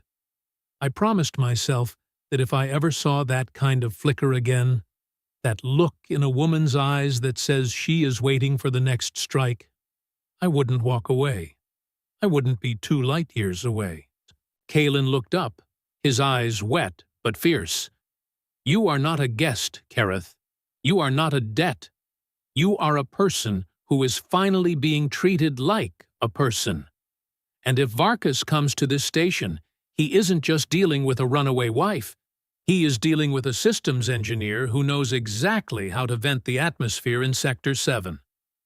Kareth felt the weight of his words, the sheer, terrifying sincerity of them. It was a commitment she hadn't asked for, a burden she felt she didn't deserve. But as she looked at Kalen, she realized that his need to save her was just as vital as her need to be saved. They were 2 broken machines, trying to bridge a gap with nothing but spare parts and hope. She finally placed her hand on his. His skin was warm, his pulse steady. Thank you, Kalen. Don't thank me, he grunted, the moment of vulnerability passing as he stood up. Just fix that damn pump. The scavenger is coming back at 1800 hours, and he's a real gear jammer if his gear isn't ready. Kareth watched him walk out, her heart heavy but strangely calm. She turned back to the pump, but her focus was interrupted by a small shadow in the corner. Tala was standing behind a stack of crates, her eyes wide. She had heard everything. Is he going to kill the bad man? Tala asked, her voice a tiny thread in the vast workshop. Kareth pulled her daughter into a hug. He is going to try to keep us safe, Tala. Tala pulled back, her expression uncharacteristically soft. He talks like a warrior, Mommy. But he is just a man who fixes pipes. Sometimes, Tala, Fixing the pipes is the most warrior thing you can do." The girl nodded slowly, then reached into her pocket and pulled out a handful of silver screws she had been polishing. "I categorize these by thread pitch, Mommy. 5 millimeter, 6 millimeter, and 8 millimeter. "That is very helpful, Tala." Tala looked at the door, then back at Kareth. "I did not count the exits today." Kareth felt a lump form in her throat. "No? No. I was busy with the screws, and Miri was drawing on the floor with the chalk Lyra gave her. I forgot to check the status light on the door for over an hour." "That is okay, baby. That is more than okay." Tala leaned her head against Kareth's shoulder. "I think I like being a component. It means I have a place to fit." Kareth held her daughter tighter, the smell of grease and hope filling her lungs. They were settling in. They were beginning to believe in the walls. But as the evening cycle began, and the station's lights dimmed to a deep, restful blue, a strange sensation began to ripple through Kareth's nervous system. It wasn't a sound, and it wasn't a smell. It was a thermal pulse, a tiny, high-frequency itch at the back of her skull that only a Vulkur could feel. It was a wideband tracker signal. Somewhere, far beyond the atmospheric shroud, a long-range scanner was sweeping the fringe, and it was looking for a very specific heat signature. Kareth went perfectly still. The pulse came again. 8 seconds. The scan cycle was exactly 8 seconds. She looked at her daughters, then at the sturdy titanium walls of the house. The belief in the walls shattered like glass. Varkas wasn't just coming. He was already here. The vibration in Kareth's teeth was the first sign of the encroaching storm. It was a subsonic hum, a frequency used by Vulkur hunters to bypass civilian encryption. To a human, it was nothing more than the background noise of a station. To Kareth, it was a scream in a crowded room. She stood in the center of the kitchen, a half-peeled hydro-tuber in her hand. The knife slipped, carving a shallow groove into the metal table. "Mommy," Miri asked, looking up from the floor where she was playing with the metal moth Kalen had given her. "You dropped the skin." Kareth didn't hear her. She was counting. 1, 2, 3, 4, 5, 6, 7, 8. Pulse. The signal was stronger now. It was coming from the West Airload, the docking bay reserved for independent traders and long-haul freighters from the dayside. Tala was suddenly at her side, her silver hair standing on end, her amber eyes wide with a terrifying recognition. "He is here, isn't he?" Kareth looked at her eldest daughter. There was no point in lying. The girl could feel the static just as clearly as she could. "Yes. He is in the station. How did he find us?" Tala's voice was a jagged whisper. "We were so careful. We crossed 3 sectors. We stayed in the shadows." Kareth looked down at her own hands. She thought about the neural link Varkas had installed in her neck 4 years ago. He had told her it was a medical device, something to help her interface with the forge's heavy machinery. But as she felt the rhythmic pulse of the tracker, she realized the truth. "I am the signal, Tala," Kareth said, her voice hollow. "I am not just a wife. I am a beacon." Tala's face went pale. The wrap Lyra had given her slipped from her shoulders. "You mean, he can see us through you? He can see my thermal output. He can see where I am breathing. Every time I fixed a pulse link, every time I used my internal heat to weld a circuit, I was shouting our location into the void." Kareth felt a wave of self-loathing so intense it made her knees weak. Her skill, the one thing that had given her a sense of worth and independence over the last 3 weeks, had been the very thing that betrayed them. She had been building a trail of breadcrumbs made of light and copper. "We have to go," Tala said, her 8-second scan returning with a vengeance. "North corridor. We can take the service ladder to the sump. He won't find us in the heat sinks." "No," Kareth said, grabbing the girl's shoulders. "No more running, Tala." "But he will kill us." "He will take us back," Kareth corrected. "And that is worse than dying." The front door hissed open, and Kaelin stepped inside, followed by Lyra. They both looked exhausted, but the moment they saw Kareth's face, they stopped. "What happened?" Kaelin asked, his hand going instinctively to the heavy wrench on his belt. "Is the shroud failing?" "He is here, Kaelin," Kareth said. "He is in the west docking bay." Kaelin's expression didn't flicker. He didn't ask how she knew. He didn't ask if she was sure. He just stepped further into the room and hit the manual override on the door lock. The heavy hydraulic bolt slammed home with a finality that made the floor vibrate. "Lyra, get the girls to the workshop," Kaelin ordered. "Move the heavy crates in front of the curtain. Do not come out unless I call your name." Lyra didn't argue. She didn't make a joke. She just grabbed Miri and Tala and ushered them toward the back of the house. Tala looked back at Kareth one last time, her eyes full of a desperate, silent plea. Kareth looked at Kaelin. "You should leave.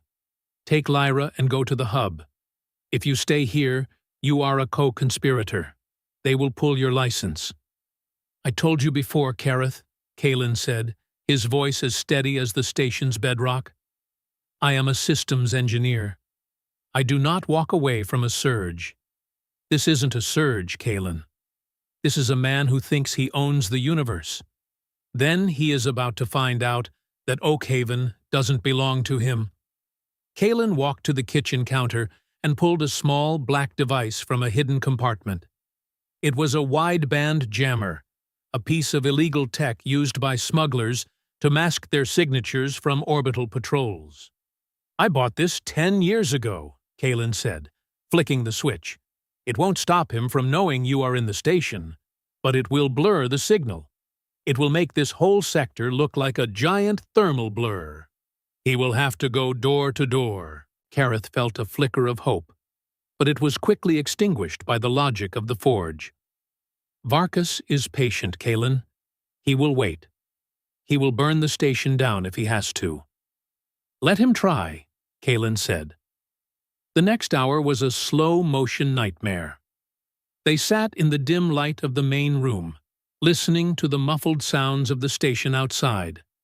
Every footstep in the corridor sounded like a death sentence. Every groan of the hull felt like a breach. Kareth sat on the floor by the stove, her eyes closed, trying to focus on the signal. The jammer was working. The pulse in her teeth had turned into a chaotic, buzzing static. But she could still feel Varkas. She could feel his cold, calculated intent moving through the station like a virus. Kaelin sat across from her, his wrench in his hand.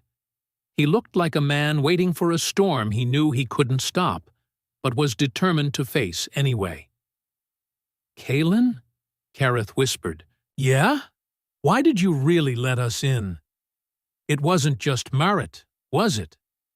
Kaelin looked at the stove, the orange glow reflecting in his eyes. "When Lyra was 5, she got a fever. A real dayside fever that the station meds couldn't touch.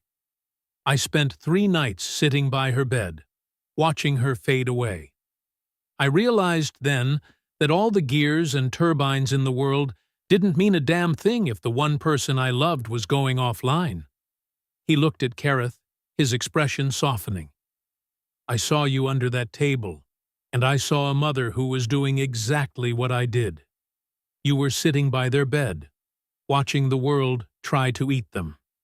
I didn't save you, because I am a hero, Kareth.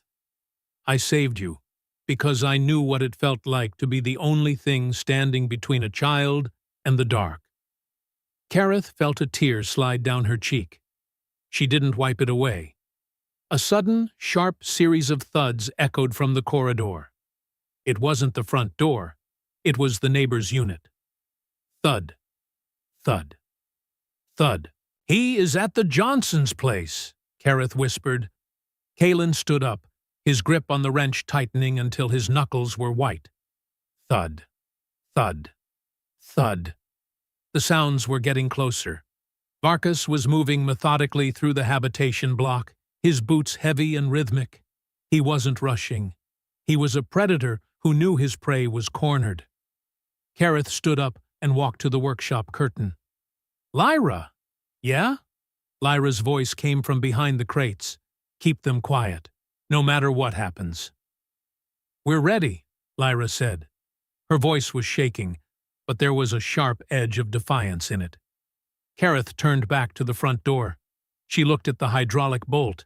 It looked so strong, so impenetrable. But she knew that to a man like Varkas, it was just a minor inconvenience. The footsteps stopped directly outside their unit. There was a long, suffocating silence. The air in the room seemed to vanish, replaced by a vacuum of pure terror. Kalen stepped in front of Kareth, his broad back a wall of human flesh and grease-stained denim. A voice drifted through the door, smooth, cultured, and utterly devoid of warmth. "Kareth, I know you are in there. The signal is messy, but I can smell the ozone of your fear." Kareth didn't answer. She couldn't. Her throat felt like it was full of dry ash. "Open the door, Kareth," Varkas said. "Do not make this difficult for these nice people. I have already talked to the guild. They were very helpful. They said you have been doing some excellent work. I always told you that you were a superior asset." "Go away, Varkas," Kalen shouted, his voice echoing through the small room. "You are trespassing on station property." "And you are Kalen, I assume?" Varkas asked, his tone amused. "The systems engineer with the soft heart and the dead sister. I have read your file. You are a very predictable component, Kalen. You think you are protecting her, but you are just delaying the inevitable recycling. Leave her alone, Varkas. She is not yours. She is exactly mine," Varkas said. "She carries a Tier 1 neural key in her cortex, a key that belongs to the Dayside Energy Collective. If you keep her here, you are not just a kidnapper. You are a thief of state property." Kareth froze. "A neural key?" She reached up and touched the back of her neck, feeling the small, hard lump of the implant. Varkas hadn't just been tracking her. He had hidden a piece of the Dayside's power grid inside her mind. She wasn't a wife. She was a biological hard drive. "Kareth, open the door," Varkas said, his voice losing its amusement and turning into a cold command. "If I have to breach this seal, I will not be responsible for the atmospheric stability of this sector. I will vent the whole block to get you back. Think of your daughters. Think of Miri." Kareth looked at Kalen. His face was a mask of grim determination, but she saw the flicker of doubt in his eyes. He was a systems engineer. He knew that Varkas wasn't lying. A breach in the habitation block would kill everyone in Sector 7. "I have to go, Kalen," Kareth whispered. "No," Kalen said, grabbing her arm. "We can fight him. We can take the service tunnels. He will vent the sector, Kalen. He will kill Lyra. He will kill Miri and Tala just to prove a point. You know he will." Kalen's grip loosened. He looked at the door, then at Kareth. The humanistic dream of a shared home was collapsing under the weight of a cold, galactic reality. Kareth stepped toward the door. She reached out and touched the manual override. "Mommy!" Tala's voice erupted from the workshop. "Don't! Stay back! Tala!" Kareth screamed. She hit the button.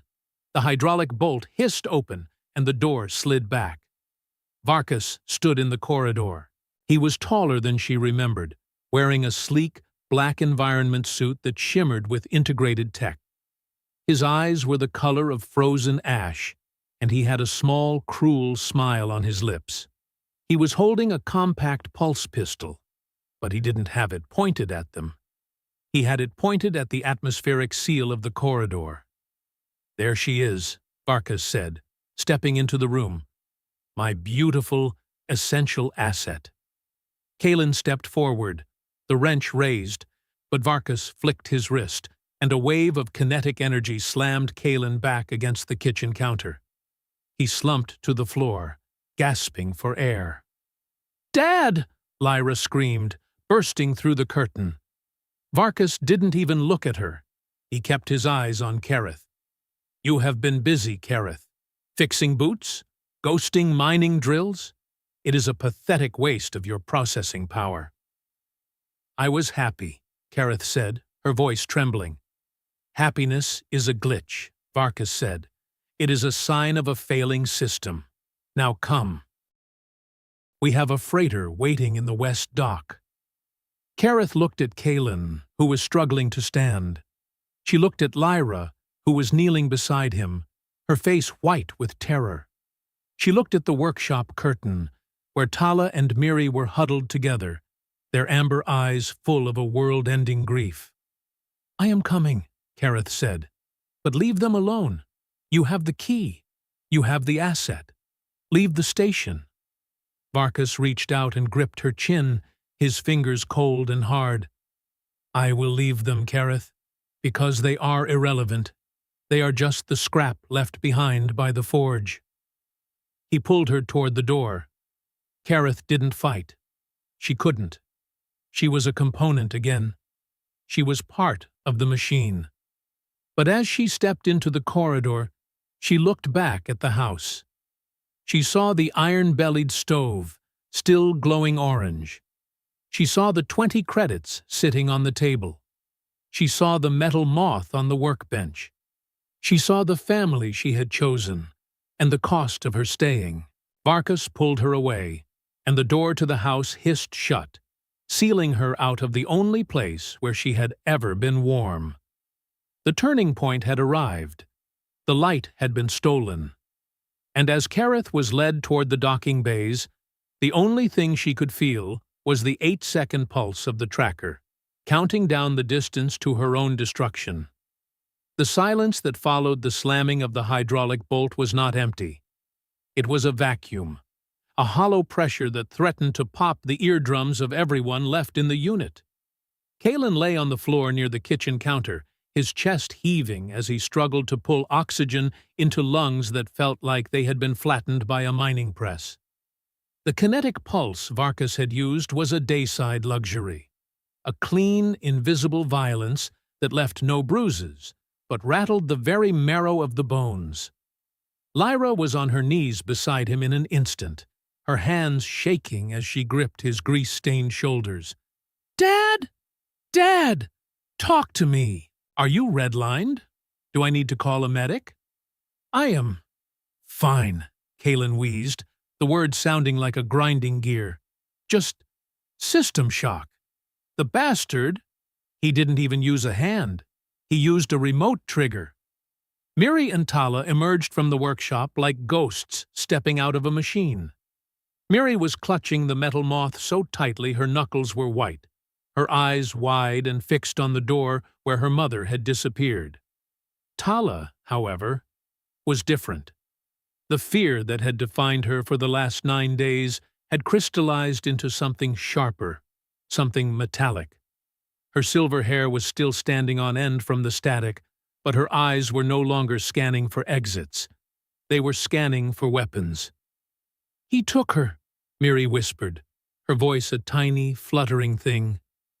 "Mommy went into the dark with the bad man." "He didn't just take her," Tala said, her voice dropping to a low, vibrating register that sounded far too old for a 9-year-old child. "He reclaimed her, like she was a piece of equipment that had gone offline." Lyra looked up from her father, her face a mask of fury and grief. "He can't do that. This is Oakhaven. We have protocols. We have a station magistrate." "The magistrate is on the Dayside's payroll, Lyra," Kalen said, finally pushing himself into a sitting position. He leaned his back against the cabinets, clutching his ribs. "If Varkas has a Tier 1 neural key in her head, he has sovereign clearance. To the authorities, Kareth isn't a resident. She's a state-level security risk. A biological hard drive that walked off the job. I don't care about the state, Tala snapped, stepping into the center of the room. She looked at Kaelin, her amber eyes burning with a fierce, uncompromising light. You said she was a component. You said this house worked because the parts functioned together. If a component is stolen, do you just sit here and wait for the system to fail? Kaelin looked at the girl. He saw the reflection of his own sister in her, the same defiance, the same refusal to be scrap-heaped. But he also saw the cold reality of the situation. Varkas has a pulse pistol, a kinetic shroud, and likely a freighter full of goons at the West Dock. We are a systems engineer, a teenager, and 2 kids. The math doesn't check out, Tala. Then we change the math, Lyra said, standing up. She wiped a smudge of grease from her cheek with the back of her hand, a gesture that mirrored her father's. Dad, you know the vents. You know the sump. If they are heading to the West Dock, they have to pass through the primary heat exchange corridor. It's the only route for high-security transfers. The heat exchange is restricted, Lyra. It's 500 degrees Celsius in the secondary bypasses. Not for someone who knows the manual overrides, Lyra countered. You taught me that 2 years ago. You said if the station ever went into a total lockdown, the only way out was through the sump, because the sensors can't distinguish a human heat signature from the background radiation of the turbines. Kaelin looked at his daughter, then at the 2 Vulkur girls. He thought about the 20 credits on the table, the fixed boot, and the way Kareth had touched the void moth. She had chosen to walk out that door to save them. She had sacrificed her autonomy to keep their atmosphere stable. Family is not just blood, Kaelin, he whispered to himself, a mantra he hadn't realized he was holding on to. It is the people who stay when the light goes out. He grabbed the heavy wrench from the floor and used it as a lever to haul himself to his feet. His ribs screamed, but he ignored them. The logic of his life had shifted. For 50 years, he had been a man who kept things working. For the first time, he was going to be a man who broke the right things. Tala, he said, his voice regaining its command. You know how to read a thermal grid? I can feel a microwatt from a kilometer away, the girl replied. Good. You are our radar. Miri, you stay with Lyra. Lyra, you grab the emergency breather masks and the industrial cutters from the workshop. We are taking the service ladder in the kitchen. Where are we going? Miri asked, her voice trembling but hopeful. We are going to the sump, Kaelin said. We are going to get your mother back. The service ladder was a narrow, vertical tunnel of ribbed steel that descended deep into the bowels of the Oakhaven caldera. The air grew thicker as they climbed down, smelling of hot iron, scorched oil, and the ancient metallic dust of 1,000 planetary cycles. The hum of the turbines became a roar, a physical vibration that rattled their teeth and made their skin crawl. They moved in a line, Kaelin leading, followed by Miri strapped to Lyra's back with a length of nylon webbing, and Tala bringing up the rear. Tala was the only one who didn't need a flashlight. Her Vulkur eyes adjusted to the deep violet gloom, seeing the world in a spectrum of shifting heat signatures. Stop, Tala whispered as they reached a junction 40 meters down. What is it? Kaelin asked, freezing on the ladder. The primary conduit is pulsing, she said. Her eyes narrowed. There is a surge coming from the thermal wells. If we cross now, the induction current will fry your breather masks. We have to wait 30 seconds for the cycle to dump. Kaelin waited, counting the seconds in his head. He had worked on these systems for 30 years, but he had never trusted them with his life like this.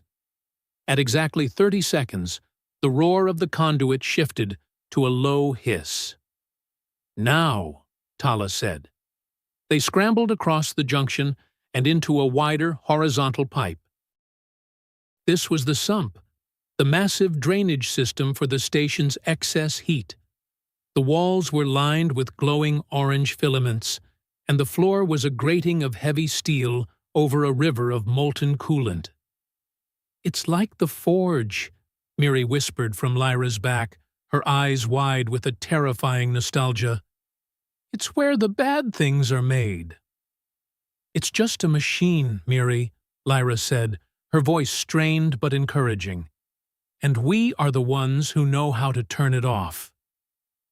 They moved through the sump for what felt like hours, though Kaelin knew it had only been 20 minutes. They were moving beneath the habitation blocks, beneath the markets, toward the massive vertical spire of the West Docking Bay.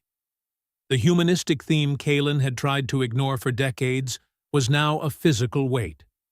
He wasn't doing this for a component. He wasn't doing this to fix a glitch. He was doing this because Kareth had become the person who made his house feel like a home. He realized that the emptiness he had felt since his wife died wasn't because he lacked a partner. It was because he had forgotten how to choose to care for someone new. He had been a man who lived in a museum of his own grief, until a gray-skinned woman with a broken boot had walked in and started fixing the exhibits. "We are close," Tala said, her voice sharpening.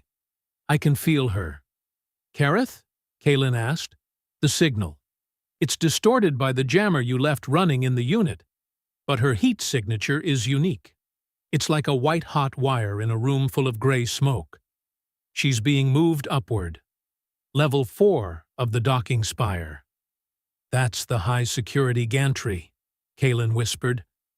"Varkas is taking her straight to his freighter. If they reach the airlock, we'll never get her back.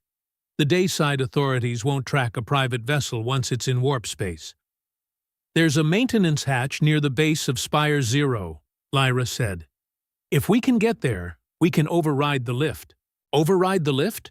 Kaelin asked. "That would trip the station alarms." "Then let them trip," Lyra said, her eyes flashing with a rebellion she had inherited from both her parents. "Let everyone in Oakhaven know that Varkas is stealing the woman who fixed their gear. Let's see how many miners help him get to his ship when they find out their favorite ghost tech is being recycled." Kaelin looked at his daughter and felt a surge of pride that outweighed his fear. She wasn't just a 14-year-old girl anymore.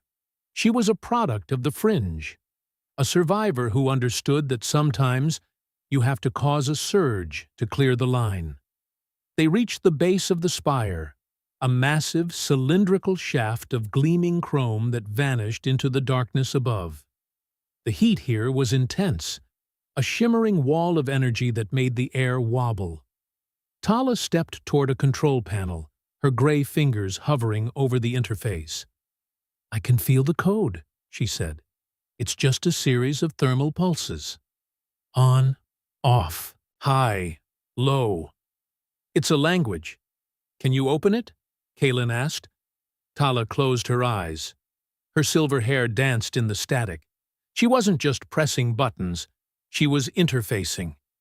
The Vulkur ability to sense heat allowed her to feel the minute friction of the electronic signals passing through the wires. She was reading the machine's thoughts. The hatch hissed open with a spray of pressurized steam. "Go," Tala said, her voice breathless. "The lift is 4 floors up. If I cycle the emergency stop, it will lock the cabin between levels." "Do it," Kaelin said. He grabbed the industrial cutters from Lyra. He looked at his daughter and the 2 Vulkur girls. "This is the part where it gets messy," he said. "If we do this, there's no going back to Fine. We'll be outlaws in our own station." "Fine was a lie anyway, Dad," Lyra said. "I'd rather be an outlaw with a family than a citizen alone." Kaelin nodded. He stepped into the spire, the roar of the station's heart echoing in his ears. The transformation was beginning. He was no longer a man who merely survived. He was a man who chose. The interior of the lift cabin was a sterile, white box of dayside luxury, a stark contrast to the grime and rust of Oak Haven. Kareth stood in the center, her hands bound behind her with a tether of liquid polymer that grew tighter every time she moved. The neural key at the back of her neck was pulsing with a rhythmic, painful intensity. Varkas had activated the harvest mode, a setting that turned her own brain into a localized transmitter. "It hurts," Kareth whispered, her voice barely audible over the hum of the lift. "Everything valuable involves a certain amount of friction, Kareth," Varkas said, checking his wrist comm. He looked bored, as if he were simply transporting a heavy crate of ore rather than his own wife. "The data you are carrying is worth 3 sectors of the Dayside's energy grid. Do you have any idea how many components, like you, had to be processed to generate that kind of access? You should be proud. You are the pinnacle of our engineering." "I am not your engineering, Varkas. I am a woman who fixes boots." "A boots fixer?" Varkas laughed, a cold, sharp sound. "You were meant to fix stars, Kareth. You were meant to recalibrate the very suns that power our civilization. And instead, you spent 4 years hiding in the dirt with a systems engineer who smells like old grease. It's a tragic waste of hardware." The lift suddenly shuddered, a violent metallic scream echoing through the shaft. The floor lurched, and the cabin came to a dead stop, the lights flickering from white to a dull, emergency red. "What is this?" Varkas snapped, his hand going to his pulse pistol. Kareth felt a sudden, sharp spike of heat through the floorboards. It wasn't the station's core. It was a familiar, rhythmic vibration. 1, 2, 3, 4, 5, 6, 7, 8. "Tala," she whispered, a spark of hope igniting in her chest. Varkas hit the lift's intercom. "Control, this is Varkas. We have a lift failure in Spire 0. Restore power immediately." There was no answer, only the static hum of the jammer Kalen had left in the unit, its signal amplified by the station's own internal wiring. Varkas turned toward the doors, his face twisting into a mask of cold fury. "The engineer. He's tampering with the primary bypass. I should have vented that unit when I had the chance." The ceiling of the lift cabin groaned. A heavy, industrial-grade cutter began to chew through the reinforced titanium, sparks flying like miniature stars in the red-lit room. Kareth watched, her breath catching in her throat, as a section of the roof was peeled back like the lid of a tin can. Kalen dropped through the opening first, his heavy wrench held like a war club. He landed with a thud, his grease-stained jumpsuit a defiant smudge against the white walls. Lyra followed, landing light on her feet, her eyes fixed on Kareth. "Get back!" Varkas shouted, leveling the pulse pistol at Kalen's chest. "I will vent this entire spire. I will pull the vacuum trigger right now." "You won't," Kalen said, his voice low and steady. "Because if you vent the spire, you lose the asset. The vacuum would fry Kareth's neural key in 10 seconds. You'd be going back to the Dayside with nothing but a dead body and a whole lot of explaining to do." Varkas's finger hovered over the trigger. He looked at Kalen, his eyes narrowed. "You think you know our tech, engineer? You think you understand the tolerances of a Tier 1 link? I know that machines don't like sudden pressure drops, Varkas. And I know that Kareth isn't a machine. She is exactly what I say she is," Varkas screamed, the veneer of cultured calm finally cracking. "Mommy!" Miri's voice echoed from the roof of the lift. Kareth looked up and saw her daughters peering down through the hole. Miri was crying, her silver hair tangled, but Tala was silent, her amber eyes fixed on the neural key at her mother's neck. "Tala!" Kareth gasped. "Go back!" Tala didn't move. She dropped down into the lift, landing beside Lyra. She didn't look at Varkas. She looked at the pulse pistol, then at the control panel of the lift. "The key is a loop," Tala said, her voice a calm, thermal vibration. "It's feeding on her internal heat. If we surge the cabin's emergency dampener, we can ground the signal. But it will burn, Mommy. It will burn everything." Varkas turned the pistol toward Tala. "Shut up, you little glitch!" "No!" Kareth screamed, throwing her body between Varkas and her daughter. Kalen lunged forward, swinging the wrench with all his strength. Varkas fired, a bolt of blue kinetic energy glancing off Kalen's shoulder, sending him spinning against the wall. But the distraction was enough.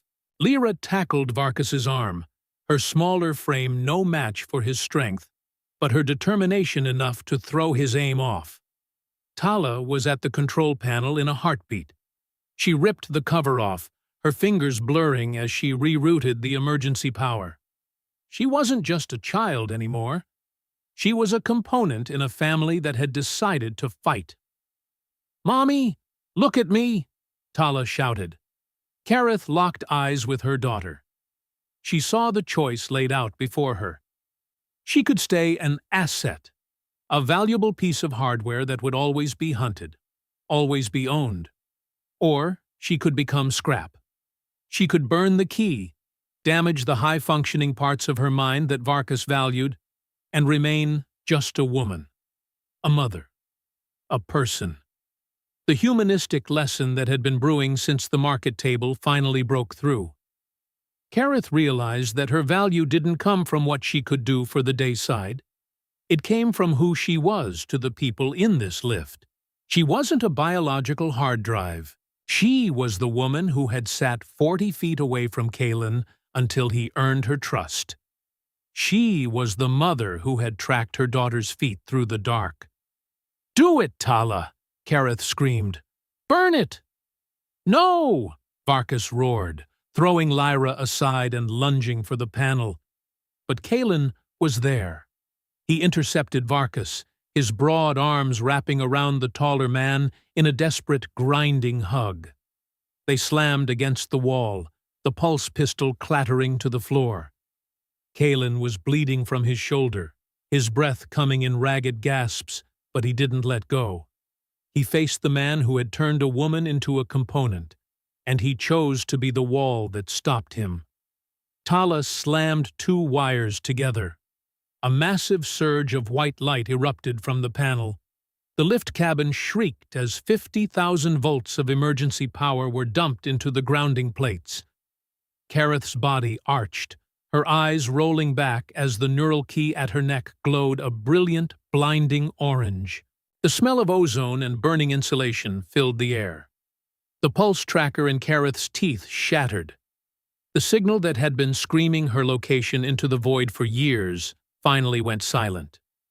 The light faded, leaving the cabin in a deep, smoldering gloom. Varkas slumped to the floor, the kinetic shroud of his suit fried by the surge. He looked at Kareth, his eyes wide with a horrific realization. You destroyed it. The access codes, the grid maps, they're gone. You're useless." "I am not useless, Varkas," Kareth whispered, her voice weak but steady. She looked at her daughters, then at Lyra and Kalen. "I am finally just me." Kalen let go of Varkas. He slumped against the wall, clutching his injured shoulder, his eyes fixed on Kareth. He had faced the moth, the unpredictable, terrifying surge of a choice that could break him, and he was still standing. The lift doors suddenly hissed open. They weren't at the west dock. Tala had rerouted the lift to the lower market level. A crowd of miners and scavengers stood outside, their yellow jackets and grease-stained dusters a sea of Oakhaven defiance. They had heard the alarms, they had felt the surge, and they had seen Lyra's messages on the station's common comm. "That's our tech!" a voice shouted from the back of the crowd. "She fixed my pump!" another cried. Varkas looked at the crowd, then at his fried suit. He was a man of the dayside, a man of prestige and logic. But here, in the violet gloom of the fringe, He was just a stranger who had tried to steal something that didn't belong to him. He saw the wrenches and the industrial cutters in the hands of the miners. He saw the way they looked at Kalin and the two Vulkur girls. He didn't move. He didn't fire. He knew the math had changed. Kalin stood up, leaning on his wrench. "Get out of my station, Varkas, before the miners decide to recycle you." Varkas stood up, his face a mask of bitter, defeated pride. He stepped out of the lift and disappeared into the crowd, his sleek suit looking like a piece of polished trash among the hard-working gears of Oakhaven. Kareth collapsed into Kalin's arms. He held her, his heart beating against hers, a rhythmic promise of a future that wasn't written in a code. "Mommy?" Miri asked, stepping into the lift. "I'm here, baby," Kareth whispered, pulling her daughters close. Tala stood by the control panel, her hands still shaking from the surge. She looked at Lyra, who was kneeling beside her father. "We did it," Tala said. "We made a choice," Lyra corrected. "And that's the only thing that ever really matters." They walked out of the lift together, two orc, two human. They walked through the market square, the violet light of the fringe casting long, intertwined shadows behind them. The house on the caldera was still there, the iron-bellied stove still waiting to be lit. The transformation was painful, and the cost was high. Kareth's mind felt sluggish, the high-functioning clarity of the neural key replaced by a dull, human ache. Kalin's shoulder would never fully heal, and they were now the most famous outlaws in the sector. But as they sat down at the table that night, the smell of hydrotubers and real tea filling the air, nobody was counting the exits. Miri held up her silver star, the light of the stove reflecting in its facets. "We're staying, aren't we?" Miri asked. Kareth looked at Kalin, who was sitting beside her, his hand resting openly on the table. She looked at Lyra and Tala, who were arguing over the best way to fix the lift they had just destroyed. "Yes," Kareth said, her voice full of a quiet, unshakable certainty. "We're staying. Because family is what you build when you stop being afraid of the gaps." The market square was empty, and the dayside was far away. But in the heart of Oakhaven, the light was finally home. The silence that settled over Oakhaven after the surge in Spire Zero was not the peaceful kind. It was the heavy, ringing silence that follows a localized atmospheric collapse.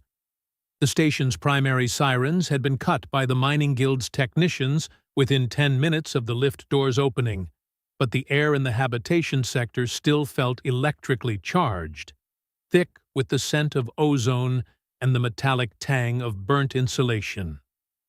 Kareth sat on the edge of the kitchen counter in Kalin's unit, her hands resting palm up on her knees. Her fingers, usually so steady they could weld a microfilament in a vacuum, were twitching with a rhythmic, involuntary tremor. The neural key at the base of her skull had been reduced to a slag of useless silicon and fused copper. The agonizing pulse of the dayside tracker was gone, but in its place was a dull, thumping ache that made the world feel blurry at the edges. "You're redlining, Kareth," Lyra said, pressing a cold, damp cloth to the back of Kareth's neck. "Your core temp is still 10 degrees above the Vulkur norm. You need to sit still before you fry your internal regulators." "I am sitting still, Lyra," Kareth whispered. "It is the world that will not stay in place." Lyra adjusted the cloth, her face uncharacteristically pale beneath the layers of grease and soot. "We checked the corridor monitors. Varkas is gone. He took a private shuttle from the lower docks 10 minutes ago.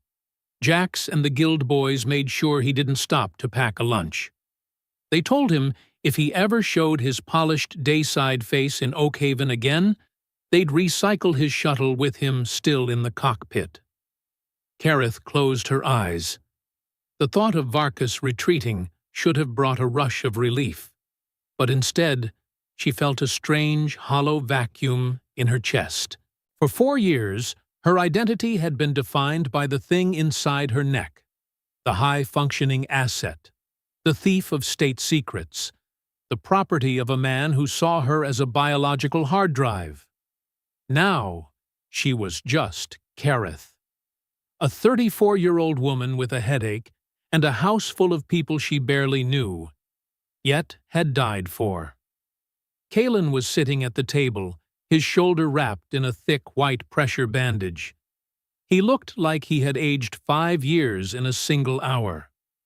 His broad chest rose and fell in a slow, labored rhythm, and his eyes were fixed on the door.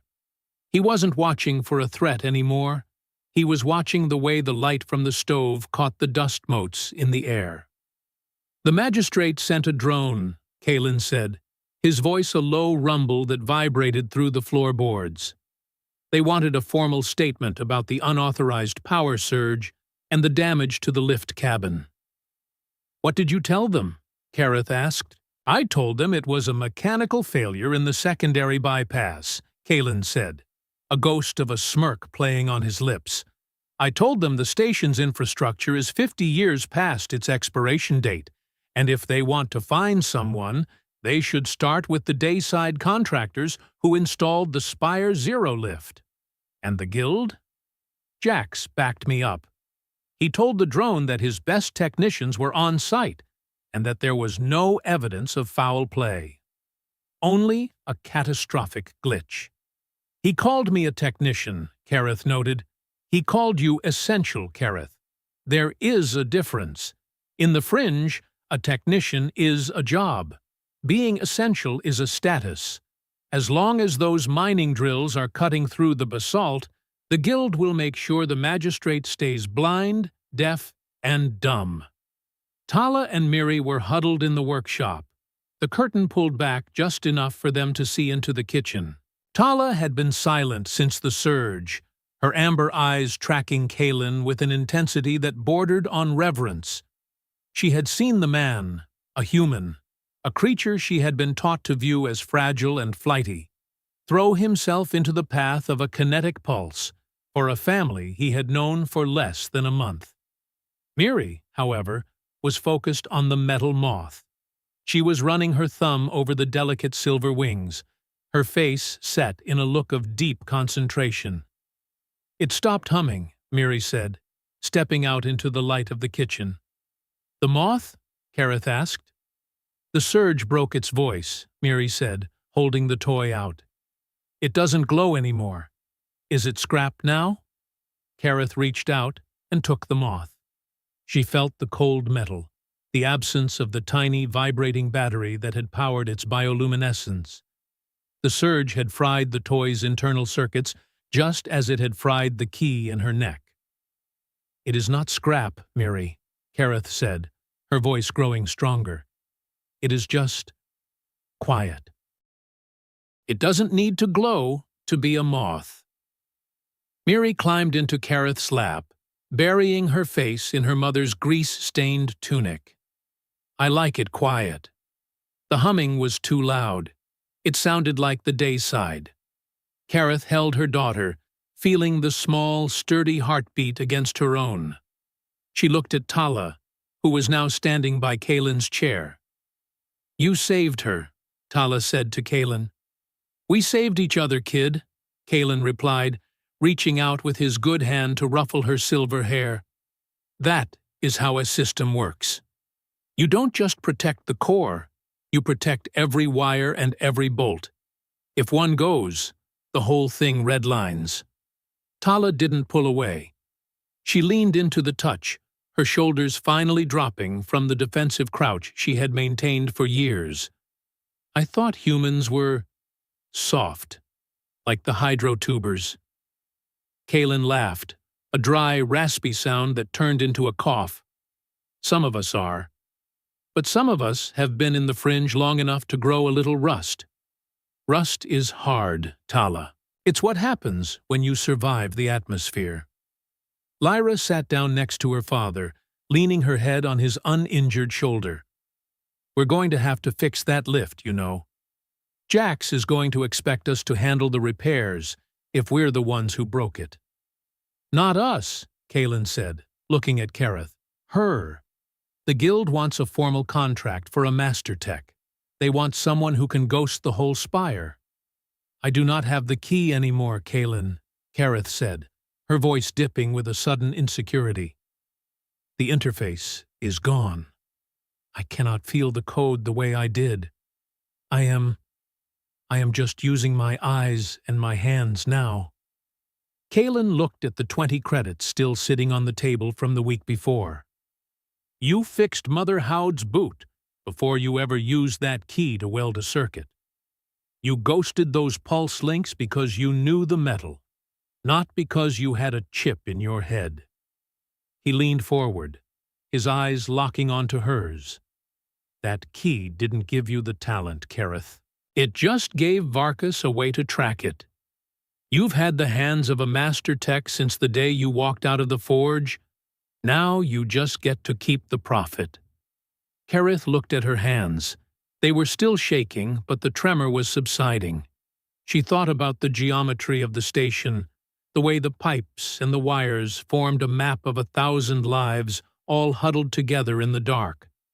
She realized that she didn't need the key to see the beauty in the machine. She only needed to care about the people the machine was protecting. The evening cycle began to wind down, the violet light of the fringe deepening into a restful, obsidian dark. For the first time in 4 years, Kareth didn't feel the need to count the seconds between pulses. The silence was not a vacuum, it was a canvas. Lyra stood up and began to clear the table. I'm making a double batch of stew tomorrow. Jax promised to send over some real protein, actual steer meat from the orbital farms. He said it was a thank you for the drill. Actual meat? Miri asked, her eyes going wide. Like in the stories? Like in the stories, Lyra promised. Kalen stood up, his movements slow and careful. I'm heading to the bunk. My shoulder feels like it was hit by a freighter. Good night, Kalen, Kareth said. Good night, Component, he replied with a wink. As the house grew quiet, Kareth stayed at the table. She picked up a small screwdriver and the metal moth. Her mind felt slow, the lightning-fast calculations of the dayside tech replaced by the steady, deliberate processing of a biological brain. It was frustrating, like trying to run through water, but it was also honest. She opened the moth's casing. She didn't have the neural interface to tell her exactly where the break was, so she used her eyes. She looked for the scorched path, the broken solder, the physical evidence of the surge. It took her an hour to find it, a tiny, hair-thin fracture in the primary power lead. She didn't use a pulse welder. She used a manual iron and a steady hand. She bridged the gap with a tiny drop of silver. She closed the casing and flicked the switch. The moth didn't glow green this time. The surge had changed the properties of the bioluminescent gas inside the wings. Instead, it glowed a soft, warm amber, the exact color of Kareth's eyes. She set the moth on the table and watched it flicker. It was a small thing, a broken thing, but it was working again, and it was beautiful in a way it had never been before. She realized then that the immediate aftermath of a storm isn't about the damage. It's about what remains. They had lost their anonymity. They had lost their safety. They had lost the clean, cold logic of their old lives. But as Kareth looked toward the hallway, where her daughters were sleeping in a house that belonged to a man who was afraid of moths, she knew they had gained something much more valuable. They had gained the right to stay. 6 months had passed since the night of the 0-point choice, and the Oakhaven caldera had settled into a new orbit. The station was no longer just a collection of modular units and industrial heat sinks. It had become a place where the lines between species and status were blurred by the necessity of survival and the persistence of kindness. Kareth walked through the Ember Market, her boots clicking rhythmically against the Durasteel floor. She no longer wore the oversized thermal coats of a fugitive. She wore a tailored technician's jumpsuit, the insignia of the Oakhaven Maintenance Guild embroidered on her shoulder. Her gray skin was healthy, the sallow paleness of her days under the table replaced by a steady, vital glow. The tremor in her hands was gone. In its place was a strength that came from manual labor and a mind that had learned to trust itself without the crutch of a computer. "Hey, Ghost Tech!" a miner shouted from a nearby stall. "That atmospheric scrubber you ghosted in Sector 5 is still running at 98% efficiency. Best marks it's seen in a decade." "Keep the filters clean, Miller," Kareth shouted back, a genuine smile lighting up her face. "If I have to come down there and scrape the basalt dust out of your intake again, I'm charging you triple." The miner laughed and tipped his cap. Kareth reached the far end of the square, the place where she had once huddled under a trestle table with 2 starving children. The table was still there, but it wasn't a hiding spot anymore. It was part of Mother Howd's expanded cobbler shop. The old woman looked up from a heavy leather boot and nodded. "Buckle's still holding, girl," Mother Howd said. "Good to hear," Kareth replied. Kareth continued toward the east gate, heading for the unit that was now legally registered to 4 occupants. She stopped at a small stall and bought a bundle of purple lichen flowers, a rare beauty that grew in the crevices of the caldera where the dayside light leaked through the shroud. As she approached the door, she didn't check the statuses of the locks. She didn't count the seconds. She simply tapped the chime and walked in. The house was full of the chaotic, wonderful noise of a family. Lyra and Tala were at the kitchen table, surrounded by a mountain of data pads and circuit boards.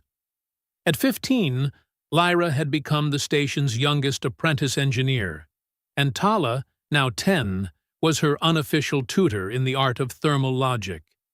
"The primary bypass in the sump is lagging by 3 milliseconds, Tala was saying, her voice sharp and focused. "If we don't recalibrate the induction loop, the whole sector is going to see a brownout by 2200 hours. "I'm on it, Lyra groaned, her fingers flying across her tablet. "Honestly, Tala, you're worse than my dad." "Your dad is a systems engineer," Tala said with a shrug. "I am a Vulkur. We do not tolerate lag." Kalen emerged from the workshop, his arm no longer in a sling, though he walked with a slight stiffness in his shoulder. He saw the flowers in Kareth's hand, and his eyes softened. "More purple ones?" he asked. "They were in bloom," Kareth said, placing them in a recycled glass jar on the table. "They reminded me of the sky outside." Kalen walked over and stood beside her. He didn't reach for her, not yet, but the space between them was comfortable, a bridge built of 6 months of shared meals and quiet conversations by the stove. "The Mining Guild sent over the new contract for the Spire Zero maintenance," Kalen said. "They're offering a full-time position for a master consultant. They want you to oversee the neural link upgrades for the new freighter fleet." Kareth looked at the flowers. A year ago, the word neural link would have made her blood run cold. Now, it was just a piece of technology, a tool that could be used for good or for ill, depending on the hands that held the wrench. "I'll take it," she said, "but only if I can hire my own team." "Already planning your empire?" "I'm planning a future, Kalen. One where nobody has to hide under a table to stay warm." Miri ran into the room, chasing the amber-winged moth.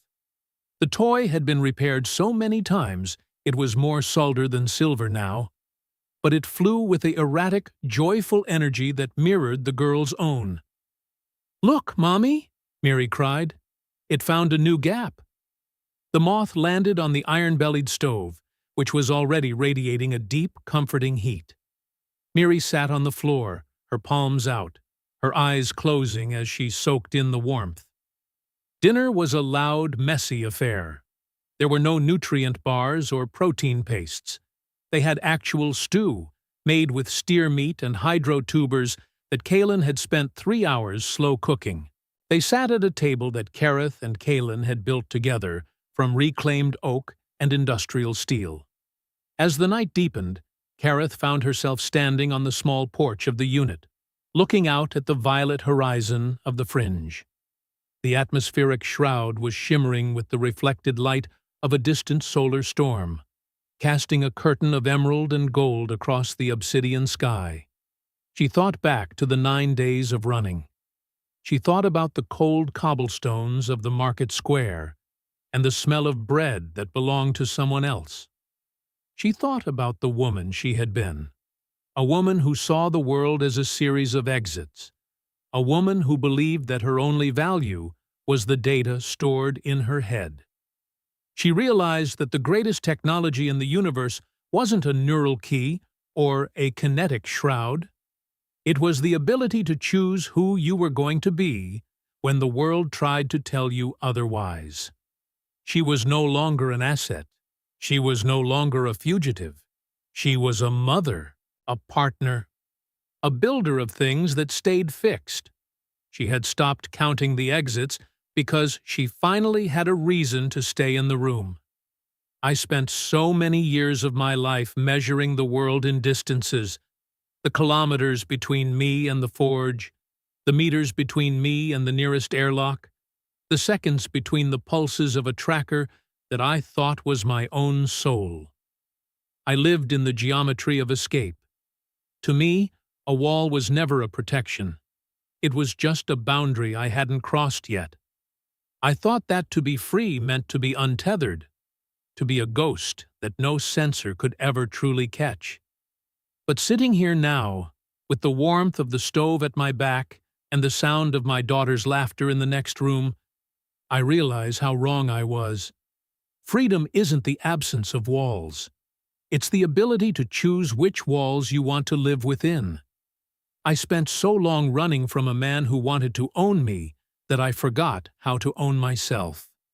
I forgot that I wasn't just a collection of skills and data points. I am a woman who loves the smell of real tea and the way the purple flowers look against the gray metal of this station.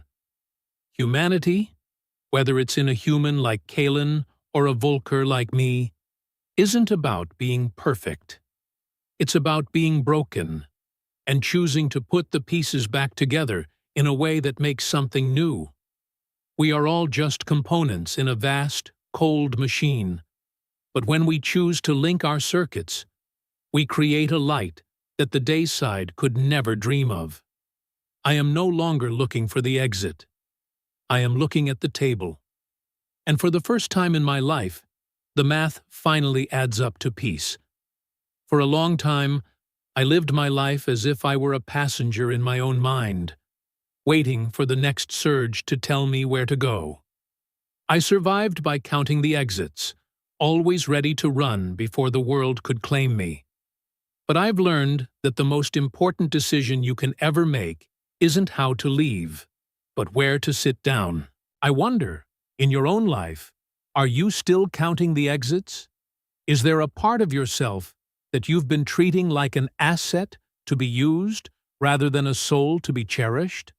And if you stopped running today, what is the one thing, a person, a dream, a simple warm hearth, that would finally make you decide to stay? Kareth reached out and touched the jar of purple flowers, her thumb tracing the delicate velvet petals. She turned back toward the warm, orange light of the kitchen and stepped inside, closing the door firmly behind her. She didn't lock the hydraulic bolt this time. She didn't have to. The hearth was lit, and the family was home.